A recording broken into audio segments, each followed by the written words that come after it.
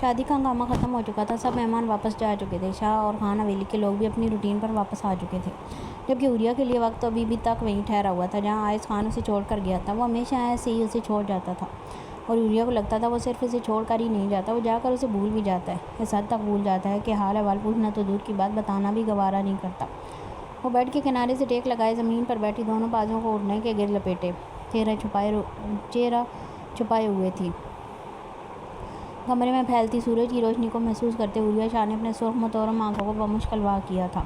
ساری رات روتے بے چینی سے کمرے میں چکر کاٹتے، وہ اسی جگہ بیٹھ کر سو چکی تھی جہاں آئز خان کے جانے پر وہ بلک بلک کر روتے ہوئے بیٹھی تھی، گھٹنوں سے ہاتھ ہٹائے تو جسم میں پیدا ہوتی حرکت کے ساتھ درد کی لہریں بھی جسم میں سرائیت کی، جس پر عوریہ شاہ نے سختی سے ہونٹ بھینچے تھے۔ نظریں اپنے قدموں سے سرکتی بائیں جانب موجود دروازے کی جانب اٹھی تھیں تو اس رات کے سبھی مناظر عوریہ شاہ کی آنکھوں کے پردے کے سامنے لہرائے تھے۔ آئز خان اسے بازو سے تھامے کمرے میں داخل ہوا تھا، جھٹکے سے عوریہ شاہ کو کمرے کے بیچوں بیچ دھکا دیتے دھاڑ سے دروازہ بند کیا تھا، جبکہ آئز خان کی خون چھلکاتی آنکھیں اور اپنی جانب بڑھتے قدم دیکھ عوریہ شاہ کا دل پتے کی مانند لرز اٹھا تھا۔ تو وہ سب سچ تھا عوریہ، وہ سب سچ تھا، وہ جو مجھے ہمیشہ تمہاری آنکھوں میں نظر آیا وہ سب سچ تھا۔ عوریہ کو بازوؤں سے دبوچے وہ حلق کے بل چلایا تھا، وہ آئز خان کی اپنی گرفت اور اس قدر شدید رد عمل پر تھر تھر کانپتی، کچھ کہنے کے لیے لب وا کرتی تو الفاظ گلے میں ہی دم توڑ جاتے، اور میں کاٹ کا الو سب نظر انداز کرتا رہا، خود کو یہ کہہ کر تسلی دیتا رہا کہ شاید وہ خوف میرے لیے ہو، وہ ڈر مجھے کھو دینے کا ہو، یا شاید اس دشمنی کی وجہ سے وسوسے ہوں جو تمہیں چین نہیں لینے دیتے۔ لیکن نہیں، میں غلط ثابت ہوا، آئز شیر خان غلط تھا، اس کی سوچ، اس کی محبت، سب غلط۔ دبے دبے لہجے میں گھرا کر کہتے وہ عوریہ کی روح لرزا گیا تھا۔ تبھی آئز خان کے آخری الفاظ پر عوریہ نے تڑپ کر اپنا ہاتھ اس کے ہونٹوں پر جمایا تھا۔ نہیں آئز، خدا را ایسے مت کہیں، ایسا کچھ نہیں، میں غلط نہیں ہوں، ہماری محبت غلط نہیں ہے، تڑپ کر کہتی وہ بلک بلک کر رونے لگی تھی، جبکہ وہ سامنے بیس بنا کھڑا رہا، ہونٹ بھینچے سخت نظروں سے عوریہ شاہ کے لرزتے وجود کو دیکھتے جھٹکے سے پیچھے ہوا تھا۔ عوریہ شاہ نے تڑپ کر آئز خان کو دیکھا تھا، جس کی چاکلیٹ براؤن آنکھیں خون چھلکا رہی تھیں، ماتھے اور بازو کی رگیں تن کر واضح ہو رہی تھیں، سیاہ گھنے بال بے ترتیبی سے ماتھے پر بکھرے ہوئے تھے، پٹھانی نقوش والا سفید چہرہ اس حد تک سرخ ہو رہا تھا کہ عوریہ کو گما ہوا کہ اس سے جیسے خون چھلک پڑے گا، اور جو چیز اسے آج زندگی میں پہلی بار آئز خان کی موجودگی میں محسوس ہوئی تھی وہ تھا خوف۔ آئز خان کا یہ روپ دیکھتے دھڑکنیں رکتی محسوس ہوئی تھیں۔ لیکن ہمارا رشتہ غلط ہے، جس کی بنیاد ہی جھوٹ پر ہوئی ہے، وہ صحیح کیسے ہو سکتا ہے؟ اسپاٹ لہجے میں کہتے وہ جھٹکے سے مڑا تھا کہ آئز خان کو دروازے کی جانب بڑھتے دیکھ وہ تڑپ کر اس کے سامنے آئی تھی، نفی مسائل لاتے اسے روکنا چاہتا۔ ایک بار سن لیں آئز، بالاج آنسوؤں سے بھیگا چہرہ، آواز میں گلی نمی اور تڑپ لیا بھی وہ کچھ کہتی کہ بالاج شاہ کے نام پر آئز خان کا غصہ پھر سے اڑ آیا تھا۔ تبھی عوریہ شاہ کو کمر سے دبوچتے دیوار سے لگایا تھا۔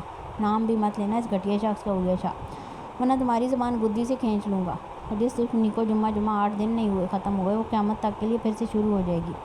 اس گھٹیا شخص کے تو ٹکڑے ٹکڑے کر کے کتوں کے آگے ڈالوں گا، مگر میری پیٹھ پر وار کرنے، مجھے دھوکے میں رکھنے کی وجہ سے تمہیں بھی زندہ نہیں چھوڑوں گا۔ زخمی شیر کی مانند دھاڑتے وہ عوریہ کو جھٹکے سے سائڈ پر دھکا دے چکا تھا، غصہ تھا کہ کسی صورت کام نہیں ہو پا رہا تھا، دل کہہ رہا تھا کہ شاید دنیا کو تہس نہس کر دے، دیوار پر اتنی شدت سے مکے مارے کہ ہاتھ لمحے میں لہو لہان ہوا تھا۔ آئز خان کو اس طرح دیکھ عوریہ شاہ نے ہونٹوں پر ہاتھ جمائے بمشکل اپنی چیخوں کا گلا گھونٹا تھا کہ تبھی وہ جھٹکے سے پلٹ کر بیڈ کے کنارے بیٹھی عوریہ شاہ کے قریب آیا تھا، اپنا پاؤں بیڈ پر رکھتے دائیں کندھے سے عوریہ کو دبوچتے چہرہ اپنے چہرے کے قریب کیا تھا، جبکہ آئز خان کے اس روپ کو دیکھتے وہ اپنی سانسیں تک روک چکی تھی۔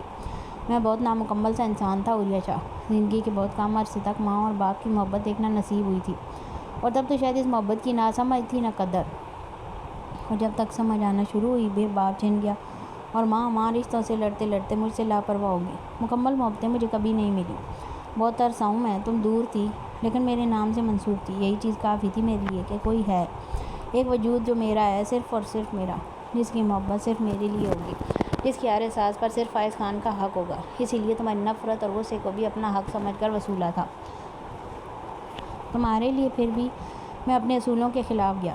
تمہاری آنکھیں جو چیخ چیخ کر کہتی تھیں تو میں نے خود کو سمجھا لیا تھا کہ اگر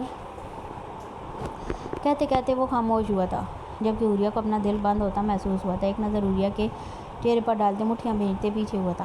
میں اس دن وہاں سڑک پر بالاج شاہ کو دیکھ کر بھی نظر انداز کر گیا، نہ تم پر شک کیا نہ اس پر، لیکن تم سے ہر بار کہا کہ جو بھی بتانا چاہتی ہو بتا دو، تم بتا دیتی تو میں سمجھا لیتا خود کو، لیکن جب یہ سب اس طرح سامنے آیا تو میرے لیے بہت مشکل ہے خود کو سمجھانا۔ تو میں چھوڑ نہیں سکتا کیونکہ میری غیرت کو یہ بات ہرگز گوارا نہیں، لیکن اب میں مزید نامکمل محبتیں ادھورا یک طرفہ نبھایا جانے والا ساتھ نہیں نبھا سکتا۔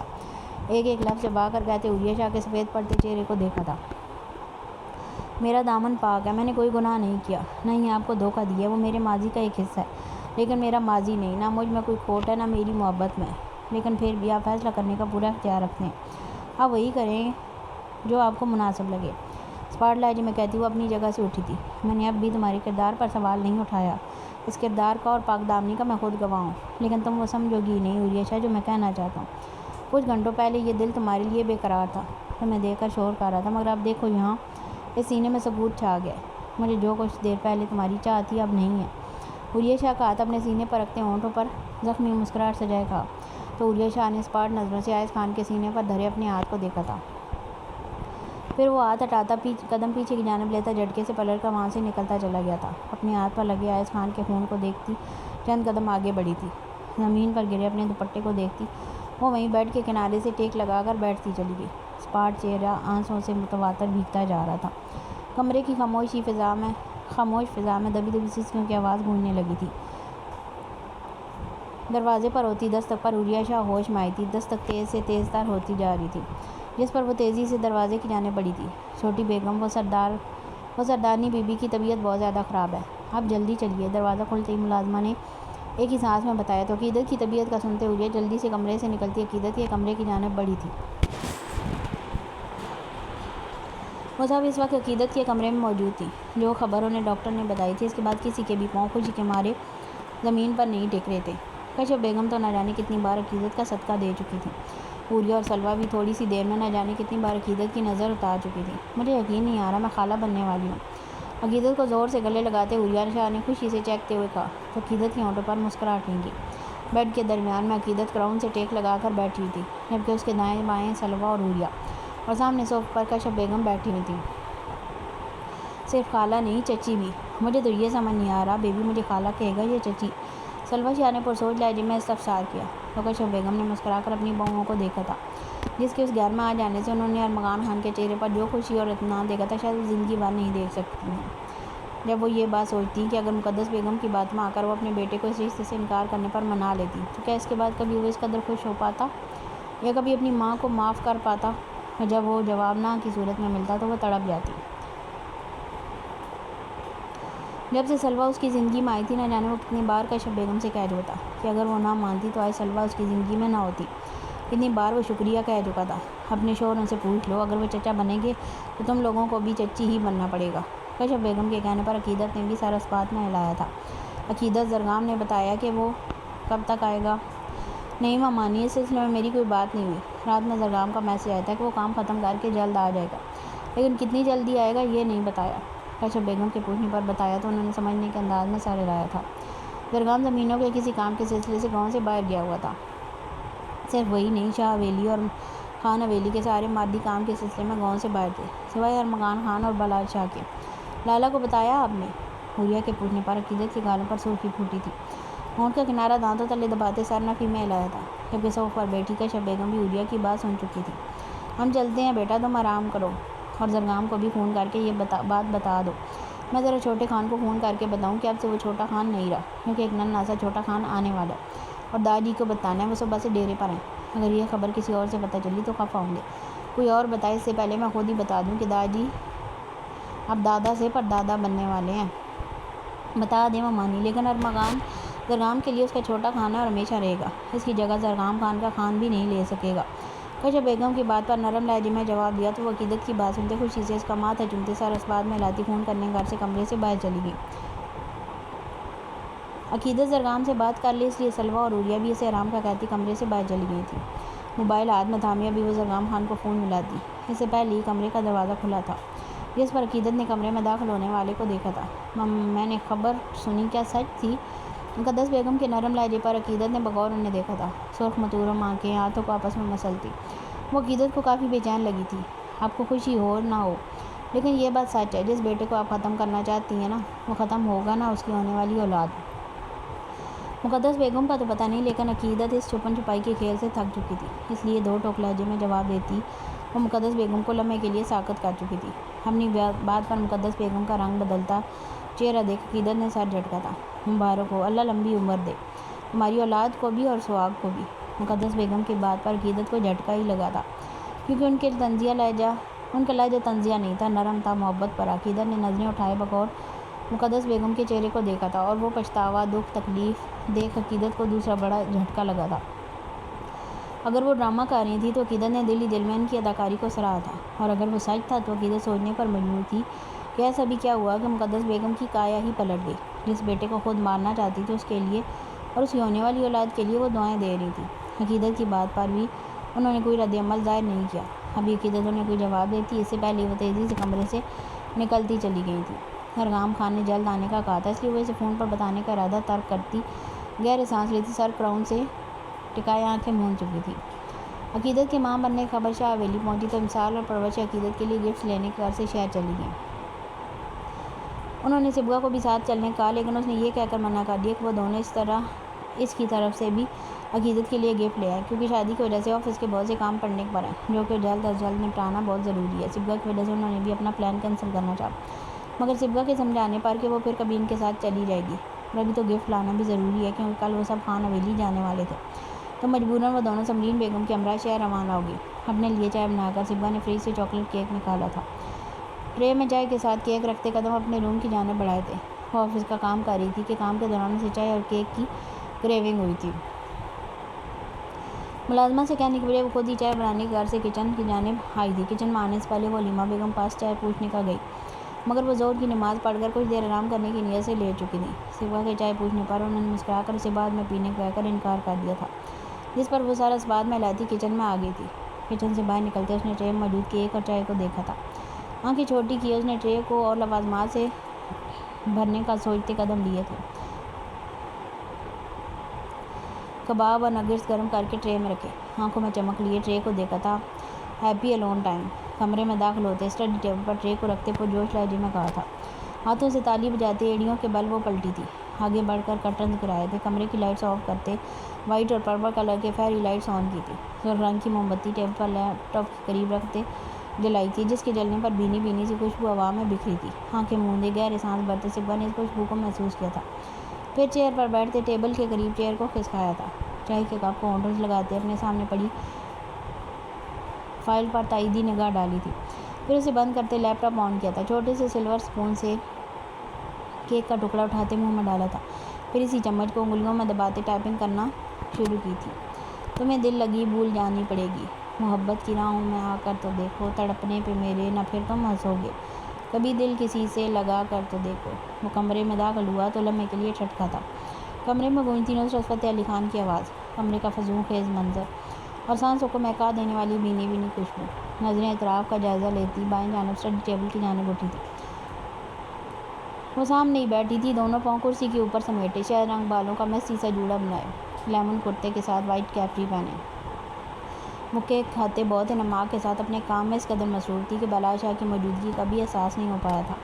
نظریں گردن اور چہرے کے گرد ڈولتی، آوارہ لٹوں سے ہوتی، تیزی سے چلتی مخروطی انگلیوں پر آ کر رکی تھی، جنہیں دیکھتے بلال شاہ کو اپنے گلے میں گلٹی سی ابھرتی محسوس ہوئی تھی۔ جو کام صبغہ شاہ کی شور مچاتی محبت نہیں کر سکی تھی، وہ اس کی لاپرواہی، اس کی خاموشی کر گئی تھی۔ ایک لمحے کا کھیل تھا، بلال شاہ دل ہار گیا تھا۔ بے خودی کے عالم میں وہ دروازہ پاؤں کی مدد سے بند کرتا صبغہ شاہ کی جانب بڑھا تھا، ہونٹوں کے پاس آئے، ہنسی کیا مجال ہے، دل کا معاملہ ہے، کوئی دل لگی نہیں، تمہیں دل لگی بھول جانی پڑے گی۔ Did you miss me sweaty? بائیں ہاتھ کرسی کی پشت پر جماتے جب دائیں ہاتھ کو صبغہ شاہ کے بازو سے گزارتے صبغہ شاہ کے چمچ والے ہاتھ کو اپنی جانب کرتے چمچ پر لگے کیک کو کھاتے گمبھیر لہجے میں سرگوشی کی تھی، جبکہ بلال شاہ کے اتنی جلدی واپس آنے جانے اور اس طرح کے لہجے پر صبغہ شاہ کا دل بری طرح دھڑکا تھا۔ یہ دھڑکنوں کا تیز ہونا محبوب کے قرب کی وجہ سے نہیں تھا، یہ دھڑکنوں کی بے ترتیبی بلال شاہ کے ظاہر اگلتے لفظوں کے لیے ذہنی طور پر تیار ہونے کی وجہ سے تھا۔ اس نے کہا تھا وہ اسے معاف نہیں کرے گا، اس کے ساتھ ناپسندیدہ لوگوں والا رویہ رکھے گا، اور وہ اپنی بات پر قائم رہا تھا۔ کوئی دن ایسا نہیں تھا جب بلال شاہ نے اس کی تذلیل نہ کی ہو، کوئی لمحہ ایسا نہیں تھا وہ اس کے پاس تھا اور صبغہ کو اپنے زہریلے لفظوں کی مار نہیں مارا تھا۔ اس نے کوئی جسمانی تشدد نہیں کیا تھا، مگر لفظوں سے ایسے وار کیے تھے کہ صبغہ شاہ کو اپنا پھولا ہلوان ہوتا محسوس ہوا تھا۔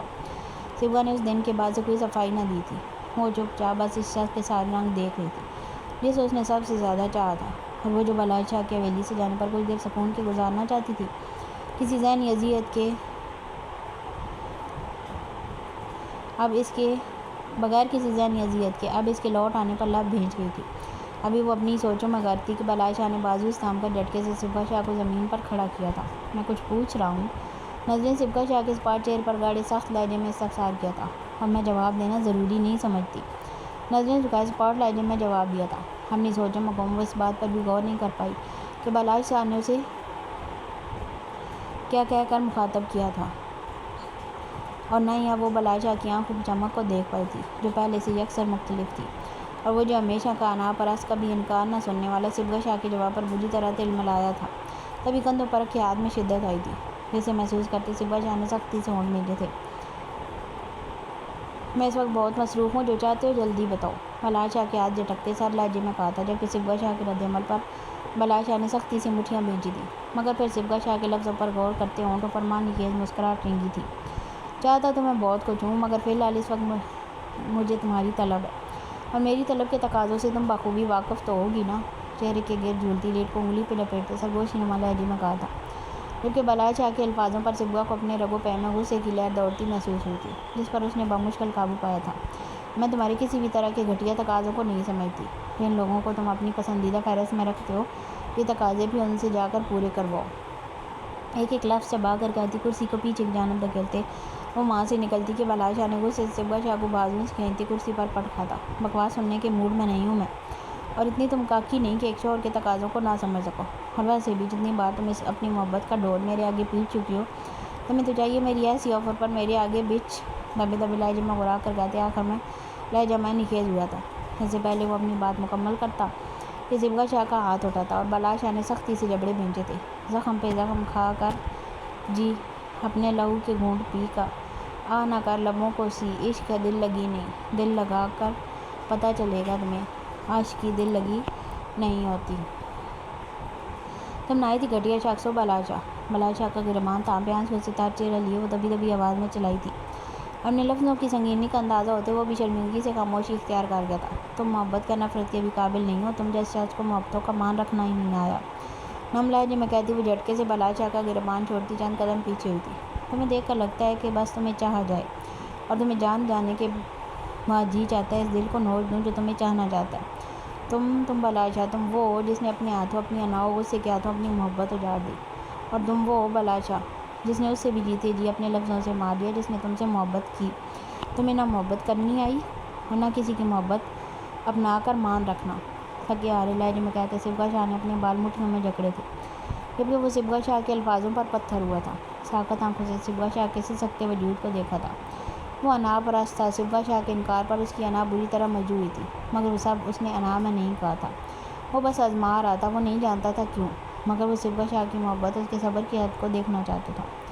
مگر بلائے شاہ یہ نہیں جانتا تھا کہ جس پر دل ہار دیا جائے اسے پھر آزمایا نہیں جاتا۔ محب کہاں محبوب کو آزماتا ہے، اور وہ تو محبوب کے ہر رنگ ہر روپ کو آنکھیں بند کیے دل میں اتار لیتا ہے۔ کچھ کھیل نہیں ہے یہ عشق کی لاگ، پانی نہ سمجھ یہ آگ ہے آگ، خون رلائے گی یہ لگی دل کی، کھیل سمجھو نہ دل لگی دل کی، یہ عشق نہیں آسان، بس اتنا سمجھ لیجیے ایک آگ کا دریا ہے اور ڈوب کے جانا ہے۔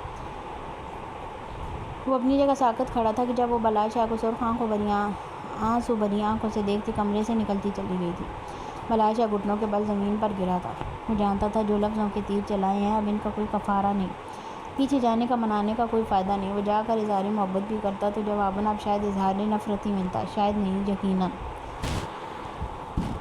مجھے نہیں پتا آپ لوگ اب کس چیز کے انتظار میں، لیکن میں مزید انتظار نہیں کر سکتا۔ میں جو کر رہا ہوں مجھے کرنے دیں بہرام لالا۔ میں ہاتھ پہ ہاتھ رکھ کر بیٹھنے والوں میں سے نہیں ہوں، یا پھر اس بات کا انتظار کروں کہ میرا دشمن مجھ پر گولی سے وار کرتا ہے یا زہر سے۔ آئز خان کے جھنجھلا کر غصے سے بھرے لہجے میں کہنے پر بہرام شاہ نے گہری سانس بھری تھی، اور پھر کرسی گھسیٹ کر آئز خان کے سامنے رکھتا اس کے روبرو بیٹھا تھا۔ بات صرف بادام گل یا مقدس بیگم کی نہیں، ان دونوں کے دل و دماغ میں صرف لالچ ہے۔ اگر وہ دونوں اس قابل ہوتے کہ یہ سب پلان کر سکتے تو بادام گل اتنے سال پہلے سب کی نظروں میں بے گناہ ہونے کے باوجود ملک سے نہ بھاگ جاتا۔ وہ ایک بزدل اور کم عقل انسان ہے، وہ نہ اتنے سال پہلے یہ سب خود کر سکتا تھا اور نہ آج۔ بہرام شاہ نے سمجھانے والے انداز میں ٹھہر ٹھہر کر جواب دیا۔ تو عائض خان نے دونوں ہاتھ بالوں میں الجھا کر ساتھ جھٹکا تھا۔ میں مزید یہ سب برداشت نہیں کر سکتا لالا۔ ماضی میں جو ہوا اس سے سنبھلتے سنبھلتے عمر گزر گئی، لیکن اب میں اپنا آج اور مستقبل دشمنوں کے ہاتھوں برباد نہیں ہونے دے سکتا۔ نظریں گلاس ونڈو سے چھن کر آتی سورج کی روشنی پر ٹکائی کھوئے کھوئے لہجے میں کہا۔ تو بہرام شاہ نے بائیں ہاتھ سے موبائل ٹیبل پر رکھتے بغور عائض خان کے چہرے کو دیکھا تھا۔ وہ جو کوئی بھی ہے بہت شاطر ہے، اور اس کی اب تک بچنے کی یہی وجہ ہے کہ ہم جانتے نہیں ہیں کہ وہ کون ہے۔ مہندی والے دن عوریہ کے کمرے کے بعد جو بھی ہوا، اس سے وہ محتاط ہو گئے ہیں۔ ہمیں پورا یقین تھا وہ شادی پر کچھ کریں گے، لیکن اس دن کے بعد سے ابھی تک کوئی معمولی سی بھی چیز ہماری نظروں سے نہیں گزری۔ جن چیزوں پر اور لوگوں پر ہمیں شک تھا وہ سب منظر عام سے غائب ہو چکے ہیں۔ ٹیبل پر رکھے موبائل کو گھماتے ٹھہرے لہجے میں کہا۔ عائض خان نے گردن ترچھی کر کے بہرام شاہ کو دیکھا تھا۔ آپ کا یقین ٹھیک تھا، میں نے شادی والے دن وار کیا تھا، لیکن ان کا طریقہ الگ تھا۔ آپ لوگ سوچ رہے تھے کہ وہ جان لینے کی کوشش کریں گے، یا ہتھیار چھپا کر لائیں گے، یا زہر ملائیں گے، اور آپ کا یقین سچ ثابت ہوا تھا لالا۔ انہوں نے زہر ملایا تھا۔ عائض کی بات پر بہرام شاہ نے چونک کر اسے دیکھا۔ سیاہ گہری آنکھوں میں حیرت ابھری تھی۔ انہوں نے زہر کھانے میں نہیں، ماضی کی طرح اس بار بھی ہمارے رشتوں میں گھولنے کی کوشش کی تھی۔ پہلاج شاہ کے چہرے پر تھپڑ اور اپنی بیوی کو اکیلے چھوڑ کر عائض خان نے ان پر ثابت کر دیا تھا کہ ان کا زہر کام کر گیا۔ چہرے پر معنی خیز مسکراہٹ سجائے چمکتی آنکھوں کو بہرام شاہ کے چہرے پر ٹکائے آگے کو جھک کر سرگوشی نما لہجے میں کہا۔ تو بہرام شاہ نے سمجھنے کے انداز میں سر ہلایا تھا۔ اسی لیے اب پلان بی پر کام کرنا ہے۔ یہ کہتے بہرام شاہ کے ہونٹ لمحے کے لیے مسکراہٹ میں ڈھلے تھے۔ میں تمہاری پرسنل لائف میں کسی بھی طرح انٹرفیئر نہیں کرنا چاہتا تھا، مگر بات صرف تمہاری نہیں میری بہن کی بھی ہے، اور تم سب کا بڑا بھائی ہونے کے ناطے اتنا حق تو بہرام شاہ کا بنتا ہے نا کہ وہ اگر سوال نہ کر سکے مگر تم لوگوں کو سمجھا تو سکے۔ اپنی بات پر عائض کی خاموشی پر بہرام شاہ نے سر نفی میں ہلایا تھا اور پھر اٹھ کر عائض خان کی کرسی کے قریب کھڑا ہوا تھا۔ میں کسی کی حمایت نہیں کروں گا عائض، تم 30 سال کے مرد ہو، اتنی عقل و شعور تو رکھتے ہوگے کہ چیزوں کو خود دیکھ سکو، سمجھ سکو۔ بالاج پر نہیں تو اپنی بیوی پر تو یقین ہوگا نا، اگر بیوی پر بھی نہیں تو اپنی محبت پر تو ہوگا نا۔ اگر پھر بھی یقین نہیں کر پا رہے تو بہرام شاہ تمہیں قسم کھا کر بھی اپنی بہن کے کردار اور بے قصور ہونے کا یقین دلانے کو تیار ہے۔ بہرام شاہ کی آخری بات پر عائض خان نے زخمی نظروں سے اسے دیکھا تھا۔ میں اتنا گرا ہوا نہیں ہوں لالا کہ اپنی بیوی کے کردار کے لیے اس کے بھائی سے قسمیں اٹھواتا پھروں۔ مجھے عوریہ عائض خان پر اپنی جان سے بھی زیادہ یقین ہے، لیکن زخمی لہجے میں کہتے سختی سے ہونٹ بھینجے تھے، پھر گہری سانس بھرتے اپنی جگہ سے اٹھتے قدم گلاس ونڈو کی جانب بڑھائے تھے جو کمرے کی ایک دیوار کی جگہ لیے ہوئے تھی۔ میری بیوی نے مجھ پر کبھی یقین نہیں کیا، چاہے یہ یقین نہ کر پانا اس کے ڈر کی وجہ سے تھا۔ میں نے ہمیشہ چاہا تھا وہ مجھے سچ بتا دے، میں صرف اس سے سننا چاہتا تھا۔ عائض خان کی بیوی میں اتنی تو ہمت ہونی چاہیے نا، وہ اس کے سامنے بنا کسی ڈر اور جھجک کے سچ بول سکے، یہ جانتے ہوئے بھی کہ سچ چاہے عائض خان کے لیے کتنا ہی جان لیوا کیوں نہ ہو۔ عائض خان سچ بولنے والوں کو نہ تو روکتا ہے اور نہ ہی انہیں کوئی سزا دیتا ہے، لیکن میرے ساتھ رہتے ہوئے بھی وہ مجھ پر یقین نہیں کر سکی۔ اس بات کو دشمن نے ہمارے خلاف استعمال کیا۔ جو بات میں چاہتا تھا کہ میری بیوی مجھے بتائے اور وہ بات اسی جگہ ہمیشہ کے لیے ختم ہو جائے، اس بات کو ان لوگوں نے ہتھیار کے طور پر استعمال کیا۔ ان لوگوں نے میری بیوی کے کردار اور ماضی کو سوالیہ نشان بنانا چاہا، صرف اس لیے کہ عائض خان سچ سے ناواقف تھا، اور سچ سامنے آنے پر وہ غیرت کے نام پر ان دونوں کو جان سے مار دے گا، اور ہم سب پھر ایک دوسرے کے دشمن بنتے ایک ساتھ نہیں بلکہ آمنے سامنے آ جائیں گے۔ ان لوگوں نے عائض خان کی زندگی میں زہر گھولنے کی کوشش کی تھی، اب عائض خان ان کی رگ رگ میں زہر بھر دے گا۔ لہجے میں چٹانوں سے سختی لیے ایک لفظ پر زور دے کر کہا تھا۔ تو بہرام شاہ نے گہری سانس لیتے سر کرسی کی پشت سے ٹکایا تھا۔ گاڑی سگنل پر رکی تو بالاج شاہ نے کوفت سے آنکھیں گھمائی تھیں۔ کلائی پر بندھی گھڑی پر ٹائم دیکھا تو ماتھے کی شکلوں میں مزید اضافہ ہوا تھا۔ وہ بہرام شاہ کا محض ملنے اور جلدی آنے کے کہنے پر سارے کام چھوڑ کر شہر کے لیے نکلا تھا۔ گاؤں سے شہر اور پھر شہر میں آفس تک کا سفر 2 گھنٹے تک کا تھا۔ وہ جلدی کرتے کرتے بھی ٹریفک زیادہ ہونے کی وجہ سے لیٹ ہو رہا تھا۔ بہرام شاہ نے نہ جانے کیا بات کرنی تھی کہ اس نے میسج میں بس جلدی پہنچنے کا کہا تھا۔ سر جھٹکتے بالاج شاہ نے گاڑیوں کی لمبی قطار کو دیکھا تھا اور پھر کوفت سے آنکھیں بند کرتے ہوئے سر سیٹ کی پشت سے ٹکایا تھا۔ آنکھیں ابھی بند ہی کی تھیں کہ چھن سے صبغہ شاہ کا چہرہ آنکھوں کے پردے کے آگے لہرایا تھا۔ وہ اسٹڈی ٹیبل پر چائے کا کپ رکھ رہی تھی جب بالاج شاہ چاول لے کر نکلا تھا۔ لائٹ بلو کلر کا کرتا شلوار پہنے، ٹاول بالوں میں پھیرتے، وہ ٹیبل کے سامنے پشت کیے کھڑی صبغہ شاہ کے پیچھے جا کھڑا ہوا تھا۔ وہ جو چائے کے ساتھ سنیک وغیرہ رکھ کر پلٹنے لگی تھی، ایک دم اسے اپنے گرد باؤں کے اثار کو محسوس کرتے ساکت ہوئی تھی۔ یہ اتنی بے خبری ہے یا اگنورنس مسز کہ اپنے شوہر کے اتنے قریب ہونے کا آپ کو احساس تک نہیں ہوا؟ گردن پر رقص کرتے جان لیوا ہونٹوں کی سرگوشی پر صبغہ شاہ کا دل کانوں میں دھڑکا تھا، چہرہ پل میں سرخ انگارا ہوا تھا، نظریں بھی ساختہ جھکتی اپنے پہلو پر سختی سے رکھے بلال شاہ کی ہاتھ پر تھمی تھی۔ بلال خشک پڑتے ہونٹوں کو تر کرتے مدھم لہجے میں پکارا۔ تو بلال شاہ نے جھٹکے سے صبغہ شاہ کا رخ اپنی جانب کرتے بائیں ہاتھ سختی سے صبغہ کی کمر پر جمایا تھا، دائیں ہاتھ کو چہرے اور گردن کے درمیان رکھتے اپنا چہرہ صبغہ شاہ کے چہرے کے قریب تر کیا تھا کہ بلال شاہ کی گرم سانسوں کی تپش سے صبغہ شاہ کو اپنا چہرہ جھلستا ہوا محسوس ہو رہا تھا۔ Do you love me Mrs? حنابی ہونٹ صبغہ شاہ کے ہونٹوں سے مس کرتے گال پر شدت سے ثبت کرتے سوال کیا تو صبغہ شاہ کو اپنی سانسیں رکتی محسوس ہوئیں۔ کپکپاتے حالات بلال شاہ کے سینے پر دھرے تھے، گہرے سانس بھرتے صبغہ شاہ نے آنکھیں سختی سے مینچی تھی، جبکہ صبغہ شاہ کے جواب نہ دینے پر بلال شاہ نے گہری سی آنکھوں سے صبغہ شاہ کے سرخ پڑتے چہرے کو دیکھا تھا، کمر پر دباؤ بڑھاتے دائیں ہاتھ سے جھٹکے سے شرٹ کی زپ کھولتے کندھے سے شرٹ کھسکائی تھی۔ اس سے پہلے صبغہ کچھ سمجھتی، بلال شاہ کندھے پر اپنے ہونٹوں کے دباؤ کے ساتھ دانتوں کا دباؤ بڑھاتے اپنی شدت کے نشان چھوڑنے لگا تھا، جس پر صبغہ شاہ نے تڑپ کر اسے روکنا چاہا تھا۔ بلال شاہ کے لمس میں اس قدر شدت تھی کہ صبغہ کو اپنی ٹانگوں سے جان نکلتی محسوس ہوئی تھی۔ لڑکھڑا کر وہ پیچھے ہوئی تھی، ہاتھ بے دھیانی میں ٹیبل پر رکھی چائے کے کپ سے لگا تھا، وہ چھلک کر ٹیبل پر گری تھی۔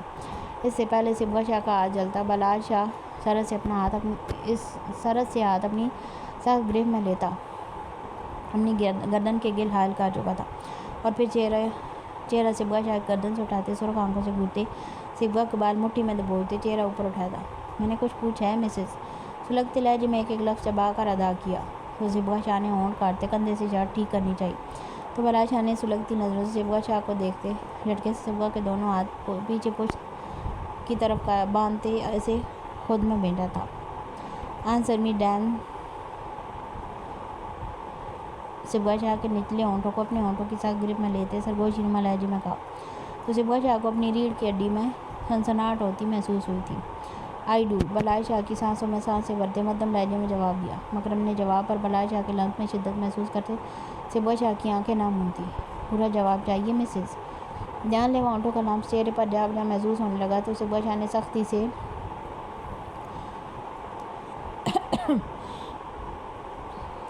سے آنکھیں میچ لیں۔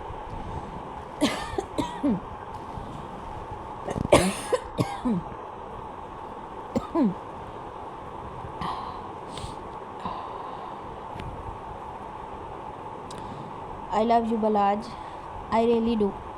آنکھیں بند کیے سرگوشی نما لہجے میں اعتراف کیا تھا۔ صبغہ شاہ کے اعتراف اور بلال شاہ کے حنابی ہونٹوں پر مسکراہٹ چھنکی تھی، اور پھر وہ لمحے کی تاخیر کیے بغیر صبغہ شاہ کے گلابی ہونٹوں پر پوری شدت سے جھکا تھا، جس پر صبغہ شاہ کا وجود بری طرح کپکپایا تھا۔ صبغہ شاہ کے ہونٹوں پر اپنا جان لیوا لمس چھوڑتے وہ بری شدت سے صبغہ کی بکھری سانسوں میں اپنی سلگتی سانسوں کو انڈیلتے اپنی سیاہ گہری آنکھوں سے صبغہ شاہ کے سرخ انگارا ہوتے چہرے کو بغور دیکھ رہا تھا۔ جب لگا وہ سانس نہیں لے پائے گی، جھٹکے سے دور ہوا تھا۔ اس سے پہلے وہ لڑکھڑا کر گرتی، بلال شاہ نے دونوں بازو میں سختی سے بھینتے ہونٹ صبغہ شاہ کے کان کی لو پر رکھے تھے۔ اور مجھے تمہارا اظہار محبت پسند ہے، اپنی شدتوں پر بکھرتی تمہاری سانسوں کا رقص پسند ہے۔ بلال شاہ کے لفظوں پر صبغہ کے ہونٹوں پر مسکراہٹ بکھری تھی۔ ابھی وہ کچھ کہتی کہ بلال شاہ اس کی شرٹ ٹھیک کرتا جھٹکے سے اسے پیچھے کر چکا تھا۔ اسپاٹ نظر صبغہ شاہ کی حیرت بھری آنکھوں پر ڈالتے ڈریسنگ ٹیبل کی طرف بڑھا تھا، جبکہ وہ اپنی جگہ ساکت کھڑی تھی۔ وہ اب ایسے ہی کرتا تھا، اس قدر ضد کرتا تھا یا کبھی اس قدر پیار سے پیش آتا اور اپنی باتوں سے صبغہ کو اظہار محبت کرنے پر مجبور کرتا تھا، اور جب وہ کر لیتی تو بلال شاہ کی آنکھوں میں عجیب سی چمک ظاہر آتی تھی اور لہجہ تمسخرانہ ہو جاتا تھا۔ اور تمہیں مجھ سے کبھی محبت نہیں ہوئی بلال شاہ؟ ہاتھ کی پشت سے ہونٹ صاف کرتے دبے دبے لہجے میں چلا کر کہا تو بلال شاہ نے لاپرواہی سے کندھے اچکائے تھے۔ ایک کام کرو، تسبیح لو اور اس بات کا ورد شروع کر دو کہ مجھے تم سے کبھی محبت نہیں ہوئی، بے نیاز لہجے میں کہتے بالوں کو جلد سے سیٹ کرنا شروع کیا تھا۔ اگر ورد ہی کرنا ہے تو یہ کیوں نہ کروں کہ مجھے بلال شاہ سے عشق ہے۔ صبغہ شاہ کے الفاظ پر بلال شاہ کے ہاتھ لمحے کے لیے تھمے تھے، پر سر جھٹکتے اس نے پرفیوم اٹھایا تھا۔ ہارن کی آواز پر وہ چونکا تھا، ایک تیز نظر ارد گرد ڈالتے گاڑی سٹارٹ کی تھی۔ سوچوں کا رخ پھر صبغہ شاہ کی جانب تھا۔ وہ بیڈ پر نڈال سی لیٹی ہوئی تھی اور بلال شاہ غصے سے کمرے میں چکر کاٹتا غیر آلود نظروں سے صبغہ شاہ کو دیکھتے اپنے اشتعال پر قابو پانے کی کوشش کر رہا تھا۔ ایک دن پہلے حویلی واپس آتے وہ پلوش اور امتصال کے لیے کچھ سویٹس لے آیا تھا، جن میں چاکلیٹس، مفنز، کیک اور پیسٹریز وغیرہ تھیں، جس پر سمرین شاہ نے بلال شاہ کو کمرے میں بلا کر کافی شرمندہ کیا تھا کہ جب وہ باقی سب کے لیے لا سکتا ہے تو اپنی بیوی کے لیے کیوں نہیں۔ تو آج اسی لیے واقعی اور وہ باقی سب کے ساتھ صبح کے لیے بھی لے آیا تھا۔ بلال شاہ نے سب سے پہلے نٹس والے براؤنی صبح کی جانب بڑھائی تھی۔ وہ نہیں جانتا تھا کہ صبح کو اس سے الرجی، اور وہ بھی جانتے بوجھتے اسی وقت بلال شاہ پر آنکھیں جمائے صوف پر بیٹھتے کھانا شروع ہو گئی تھی، جس پر بلال شاہ نے خوب فضل اسے دیکھتے سمرین شاہ کو دیکھا تھا جو مسکرا کر اسے دیکھ رہی تھی۔ سر جھٹکتے وہ اوپر کمرے کی جانب بڑھا تھا۔ کمرے کا دروازہ بند بھی نہیں ہوا تھا کہ بلال شاہ کو نیچے سے شور سنائی دیا۔ وہ الٹے قدموں بھاگتا ہوا واپس آیا تھا اور صبح شاہ کی ابتر حالت ہوتے دیکھ ایک پل کے لیے وہ بھی بھونچکا رہ گیا تھا۔ تم پاگل عورت، مجھے بتا نہیں سکتی تھی کہ تمہیں نٹ سے الرجی کو؟ بیڈ کے قریب آتے کھا جانے والی نظر صبح شاہ کو دیکھتے دبی دبی لہجے میں گھرا کر کہا تو صبح شاہ نے مسکرا کر سانہ بھی میں لایا تھا۔ تمہاری دی ہوئی ہر چیز پر صرف اور صرف میرا حق ہے بلال شاہ، چاہے پھر وہ زخم ہو یا مرم، تکلیف یا خوشی، پھر چاہے وہ زہر ہی کیوں نہ ہو۔ بالوں کی لٹ کو انگلی پر لپیٹتے ہونٹوں پر دل فریب مسکراہٹ سجائے جواب دیا تو بلال شاہ نے سختی سے جبڑے بھیجے تھے۔ پاس پڑی ٹیبل کو ٹھوکر مارتے صوف پر جا بیٹھا تھا۔ تمہیں کیا لگتا ہے یہ سب ڈرامہ کرو گی؟ اپنی محبت اور وفاؤں کا یقین دلاؤ گی تو میں محبت کرنے لگوں گا یا تمہارا وفادار بن جاؤں گا؟ اگر تم ایسی کسی خوش فہمی میں ہو تو جتنی جلدی ہو سکے باہر نکلو صبح شاہ، کیونکہ تمہاری اس محبت کی میری نظر میں کوئی عزت نہیں۔ اپنے دل کو جھوٹی تسلی دینا چھوڑ دو، حقیقت کو قبول کر لو۔ مان لو کہ میں بلال شاہ تم سے کبھی محبت نہیں کر سکتا، تم سے بے وفائی تو کر سکتا ہوں لیکن تمہاری وفا کا یقین نہیں۔ ٹانگ پر ٹانگ جمائے تمس کر اڑاتی نظریں صبح شاہ کے فاق پڑتے چہرے پر گاڑے طنزیہ لہجے میں کہا تو صبح شاہ گلے میں گلٹی سی ابھر کر معدوم ہوئی تھی۔ انسان بھی عجیب ہے، اشرف المخلوقات تو بن گیا مگر نہ تو باوفا بن سکا نہ ہی قدردان، اور شاید انسان بھی نہیں۔ نظریں بلال شاہ کے چہرے سے ہٹاتے چھت پر ٹکائے کھوئے کھوئے لہجے میں کہا تو بلال شاہ نے گھور کر صبح شاہ کو دیکھا تھا۔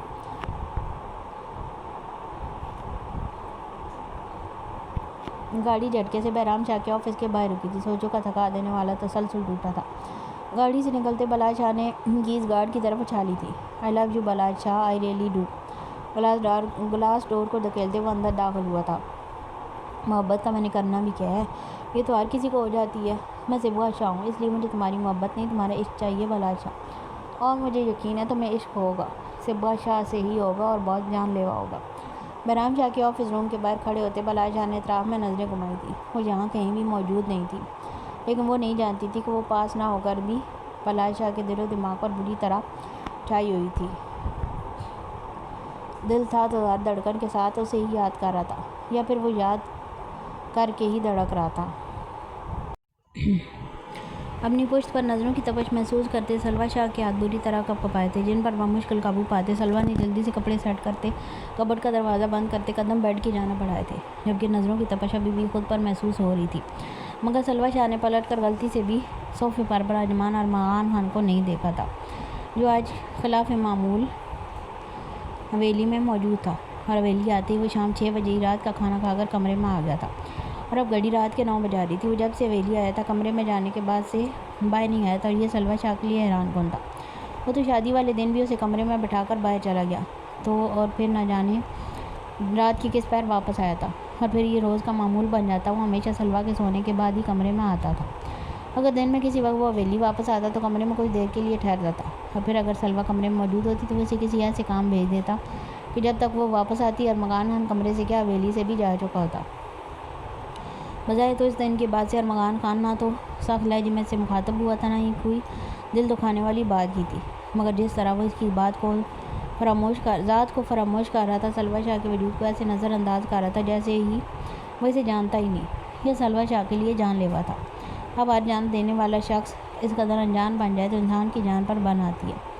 بیڈ شیٹ ٹھیک کرتے سلوہ شاہ نے گردن ترچھی کرتے چور نظروں سے ارمغان خان کو دیکھنے کی کوشش کی تھی، مگر اسے اپنی جانب متوجہ دیکھ وہ دھک سے رہ گئی تھی، سرحد سے نظریں چرائیں تھیں۔ دل اتنی شدت سے دھڑکا کہ سلوہ شاہ کو اپنے سینے سے نکلتا محسوس ہوا تھا، جبکہ صوفے پر بیٹھے ارمغان خان کے ہونٹوں پر مسکراہٹ نہیں کی تھی۔ ادھر آؤ، تہمکانہ لہجے میں بلایا تو سلوہ شاہ کی آنکھیں حیرت سے پھیلی تھی۔ رخ موڑے بے یقینی سے ارمغان خان کو دیکھا تھا، جو دونوں ٹانگیں ٹیبل پر وی کی شیپ میں رکھے ہاتھ کے اشارے سے اپنی جانب بلا رہا تھا۔ میں حلق تر کرتے یقین دہانی کے لیے پوچھا تو ارمغان خان نے آنکھیں چھوٹی کرتے گور کر سلوہ شاہ کو دیکھا تھا۔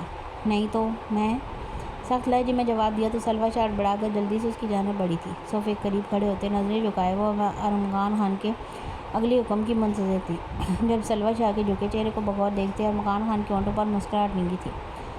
اگر وہ سب نہ ہوا ہوتا تو کیا وہ آج کی طرح خاموشی سے کچھ تیکھا سا جواب دیے بغیر ارمغان خان کے بلانے پر ایسے آ جاتی؟ نہیں، کبھی نہیں۔ ارمغان خان کو یقین تھا کہ وہ محبت اور امان ان کے درمیان رہتا تو وہ ارمغان خان کے اس طرح بہانے بلانے اور حکم جاننے پر اس کا سر ضرور پھاڑ دیتی۔ بیٹھو۔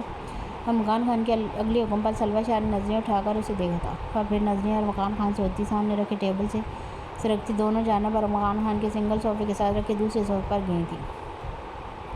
خاموشی اس سارے اسبات میں لاتی ابھی وہ اس صوفے کی جانب بڑھتی کہ اپنی کلائی کو سخت گرفت میں پاتے اتنی جگہ ساکت ہوئی تھی۔ میں نے بیٹھنے کا کہا ہے، جگہ نہیں بتائی کہ کہاں۔ کلائی کو جھٹکا دیتے رخ اپنی جانب کیا تو سلویٰ شاہ نے حیرت سے ارمغان خان کو دیکھا تھا۔ کہاں؟ مدھم لہجے میں استفسار کیا تو ارمغان خان نے نظروں سے زمین کی جانب رخ کیا تھا۔ جسے دیکھتے سلویٰ شاہ کا چہرہ حد تک سے سرخ پڑا تھا۔ نظریں ارمغان خان کی نظروں کے تعاقب پر زمین پر گئیں تو گلے میں گلٹی سی ابھر کر معدوم ہوئی تھی۔ زمین پر بیٹھنا اس کے لیے کوئی عیب تو نہیں تھا، یہ تو کسی طور عیب والی بات نہیں تھی، مگر سامنے بیٹھے شخص شاید اسے جھکانے یا توہین کے لیے یہ حکم دے رہا تھا، اور یہ بات عزت نفس کو کچلنے اور دل کو دکھانے والی تھی۔ میری آنکھوں میں پل میں نمی اتری تھی، مگر خود پر قابو پاتے سلویٰ شاہ نے گہری سانس بھری تھی۔ اگر ارمغان خان کی توجہ اس سے بات اس طرح ہو سکتی تھی تو سلویٰ شاہ کو قبول تھا۔ ابھی وہ نیچے جھکتی کہ ارمغان خان نے سختی سے جبڑے بھینچے، جھٹکے سے اٹھ کر سلویٰ شاہ کو دونوں بازو تھام کر اپنی جگہ بٹھایا تھا، اور پھر اسے سمجھنے کا موقع دیے بغیر خود بھی اس کے ساتھ اسی سنگل صوفے پر آن بیٹھا تھا۔ ہر حکم کی تعمیل نہیں کی جاتی سلویٰ شاہ، حکم ناجائز ہو تو آواز اٹھائی جاتی ہے، سخت لہجے میں کہا تو سلویٰ شاہ نے سارا اسبات میں ہلایا تھا، جب اندر سے وہ پوری جان سے کانپ چکی تھی۔ ایک پل میں کیا ہوا اسے بالکل سمجھ نہیں آیا تھا، اس کا سر چکرا گیا تھا۔ کہاں ہوتی ہو سارا دن؟ شوہر کا تمہیں ذرا بھی احساس ہے؟ کبھی خیال آیا کہ تھکا ہارا گھر آیا تو پانی کا گلاس ہی پوچھ لوں؟ سلویٰ شاہ کا ہاتھ اپنی سخت گرفت میں لیتے سخت لہجے میں استفسار کیا تو سلویٰ شاہ نے ان کو طرح منہ کھولے بے یقینی سے ارمغان خان کو دیکھا تھا، جو خود کو ہر الزام سے بری ذمہ کرتے سلویٰ شاہ سے سوال کر رہا تھا۔ میں یہی تھی حویلی میں نے کہاں جانا ہے؟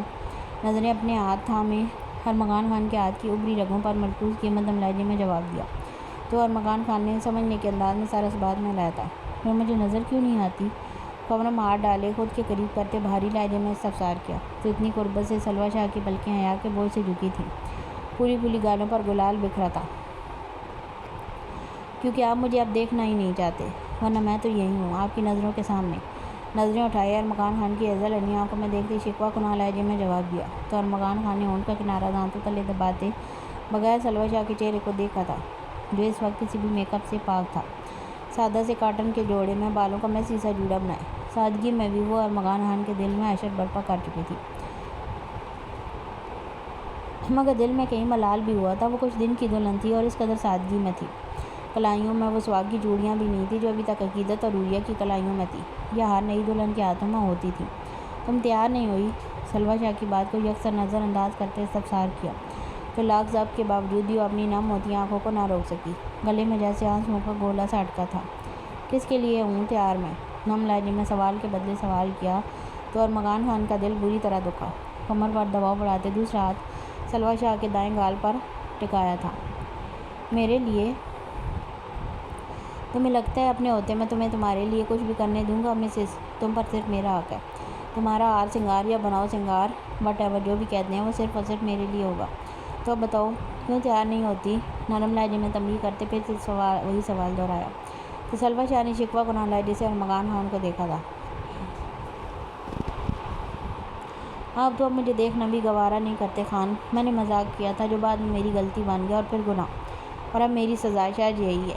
آنکھوں سے بہتے سیال پر سلویٰ شاہ نے بے بسی اور شرمندگی سے چہرے کا رخ بدلا تھا۔ اور یہ آنسو؟ سلویٰ کو اب اندازہ ہوا تھا کہ محبت کے علاوہ انسان کے ان آنسوؤں پر بھی کوئی زور نہیں ہوتا، کبھی تو دل پر قیامت بھی گزر جائے تو یہ آنکھ تک نم نہیں ہونے دیتے، اور کبھی ذرا سی بے بسی پر چہرہ بھگو دیتے ہیں۔ اور کیا سزا ہے تمہاری؟ وہ پھر سے سلویٰ شاہ کی بات کو یکسر نظر انداز کرتے اپنے مطلب کے سوال کیے جا رہا تھا، جس پر سلویٰ نے نم آنکھوں سے ارمغان خان کو دیکھا تھا۔ مطلب؟ میں پوچھ رہا ہوں کہ کیا سزا ہے تمہاری؟ مطلب تم تیار نہ ہو کر خود کو سزا دے رہی ہو؟ سلویٰ شاہ کی بات پر پرسوچ نظریں ایک طرف میں گھماتے جواب دیا تو سلویٰ شاہ کا چہرہ شرمندگی سے سرخ ہوا تھا۔ یہ مطلب نہیں تھا میرا خان، میرا یہ مطلب تھا کہ میں نے جس کے لیے تیار ہونا ہے اگر وہی مجھے نہیں دیکھے گا، سارے دن حویلی سے باہر رہے گا، رات کو بھی میرے سونے کے بعد کمرے میں آئے گا، تو میں پھر کس لیے تیار ہوں؟ جب مجھے اپنا دیکھنا ہی نہ آپ نے دیکھنا ہی نہیں ہے۔ ارمغان خان کی باتوں پر جھنجلا کر روانی میں کہتے سلوہ شاہ کے لفظوں کو ارمغان خان کے سلگتے ہونٹوں کی شدت بھرے لمس نے روکا تھا۔ بس یہی سننا تھا میں نے۔ اور کس نے کہا میں تمہیں نہیں دیکھتا؟ میں صرف تمہیں ہی تو دیکھتا ہوں، اور آج تو میں فرصت سے تمہیں دیکھنے والا ہوں تاکہ میری بیوی کے سارے شکوے ختم ہو جائیں۔ سلوہ شاہ کی آنکھوں میں اپنی انگلیاں الجھاتے بوجھل لہجے میں سرگوشی کی تو سلوہ شاہ پل میں کان کی لو تک سرخ ہوئی تھی۔ لیکن اس سے پہلے میں تمہیں یہ سب کلیئر کر دینا چاہتا ہوں تاکہ بعد میں تمہارے دل میں میرے لیے کوئی بدگمانی نہ آئے۔ میں ناراض تھا اور شاید اس سے بھی زیادہ ہارٹ۔ میں تمہیں کسی بھی قیمت پر کھونا نہیں چاہتا تھا۔ میں نے آج تک جو چاہا وہ پا لیا تھا۔ تمہیں سمجھانے کے بعد بھی جب شادی کی خبر سنی تو مجھے لگا جیسے کسی نے میرے پاؤں سے زمین کھینچ لی ہو۔ تم میری محبت تھی، میں جانتا تھا کہ تمہیں اپنے علاوہ کسی کا نہیں ہونے دوں گا، مگر پھر بھی دل میں کہیں ڈر بھی تھا، کیونکہ تم کوئی چیز نہیں تھی، جیتی جاگتی انسان تھی۔ اگر تم انکار کر دیتی تو میں کیسے وہ زبردستی خود سے باندھ سکتا تھا؟ مگر پھر بھی یہی بات انا کا مسئلہ بن گئی۔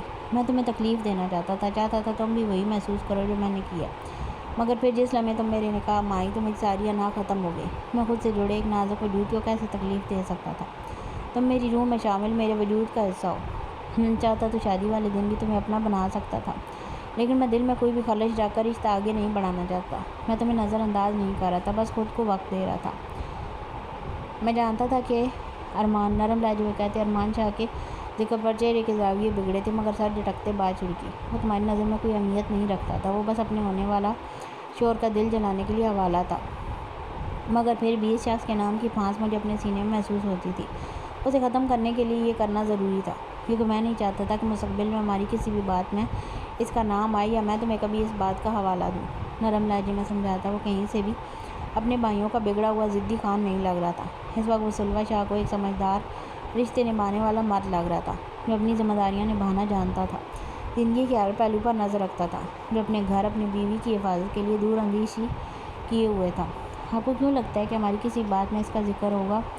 ارمغان خان کے خاموش ہونے پر استفسار کیا تو ارمغان خان نے گہری سانس بھرتے سلوہ شاہ کو دیکھا تھا۔ بتاتا ہوں، پہلے قریب تو ہو، دور سے سننے میں تمہیں مشکل ہوگی۔ شوق نظروں سے سلوہ شاہ کو دیکھتے دونوں بازو سلوہ کی کمر کے گرد لپیٹتے جھٹکے سے اسے خود پر گرایا تھا۔ انسان مجھ سے میں کچھ بھی بول جاتا ہے، یہ شاید وہ سب جو وہ عام حالات میں نہ کہہ سکتا، مگر یہی اس کے دل و دماغ میں موجود ہو، اور پھر غصے میں کہہ ڈالے۔ میاں بیوی تو میاں بیوی ہی ہوتے ہیں، چاہے وہ کسی بھی دنیا کے ہوں۔ جنہوں نے عمر بھر کا سفر ساتھ کرنا ہو تو وہاں کئی باتوں میں اختلافات بھی ہو جاتے ہیں، ناراضگیاں بھی ہو جاتی ہیں، لیکن پھر ناراضگیوں اور اختلافات کو ختم کر کے ساتھ ہی چلنا ہوتا ہے۔ اور میں بس یہی نہیں چاہتا کہ ہماری کسی ناراضگی یا اختلاف میں کبھی غصے میں آ کر میں کچھ غلط بول جاؤں۔ کندھے اچکا کر جواب دیا تو سلوہ شاہ نے نم آنکھوں سے ارمغان خان کو دیکھا تھا،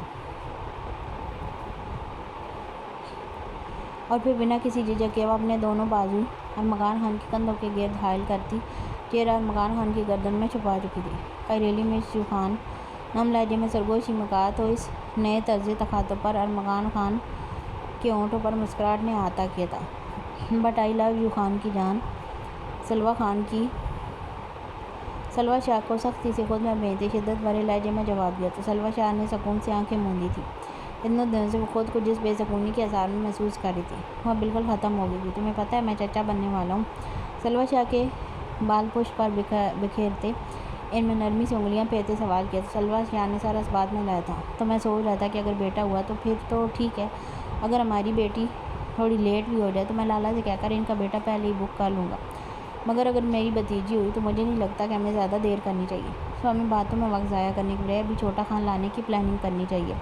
سلوہ شاہ کو سمجھنے کا موقع دیے بغیر وہ جھٹکے سے اسے بازو میں اٹھائے بیڈ کی جانب بڑھا تھا۔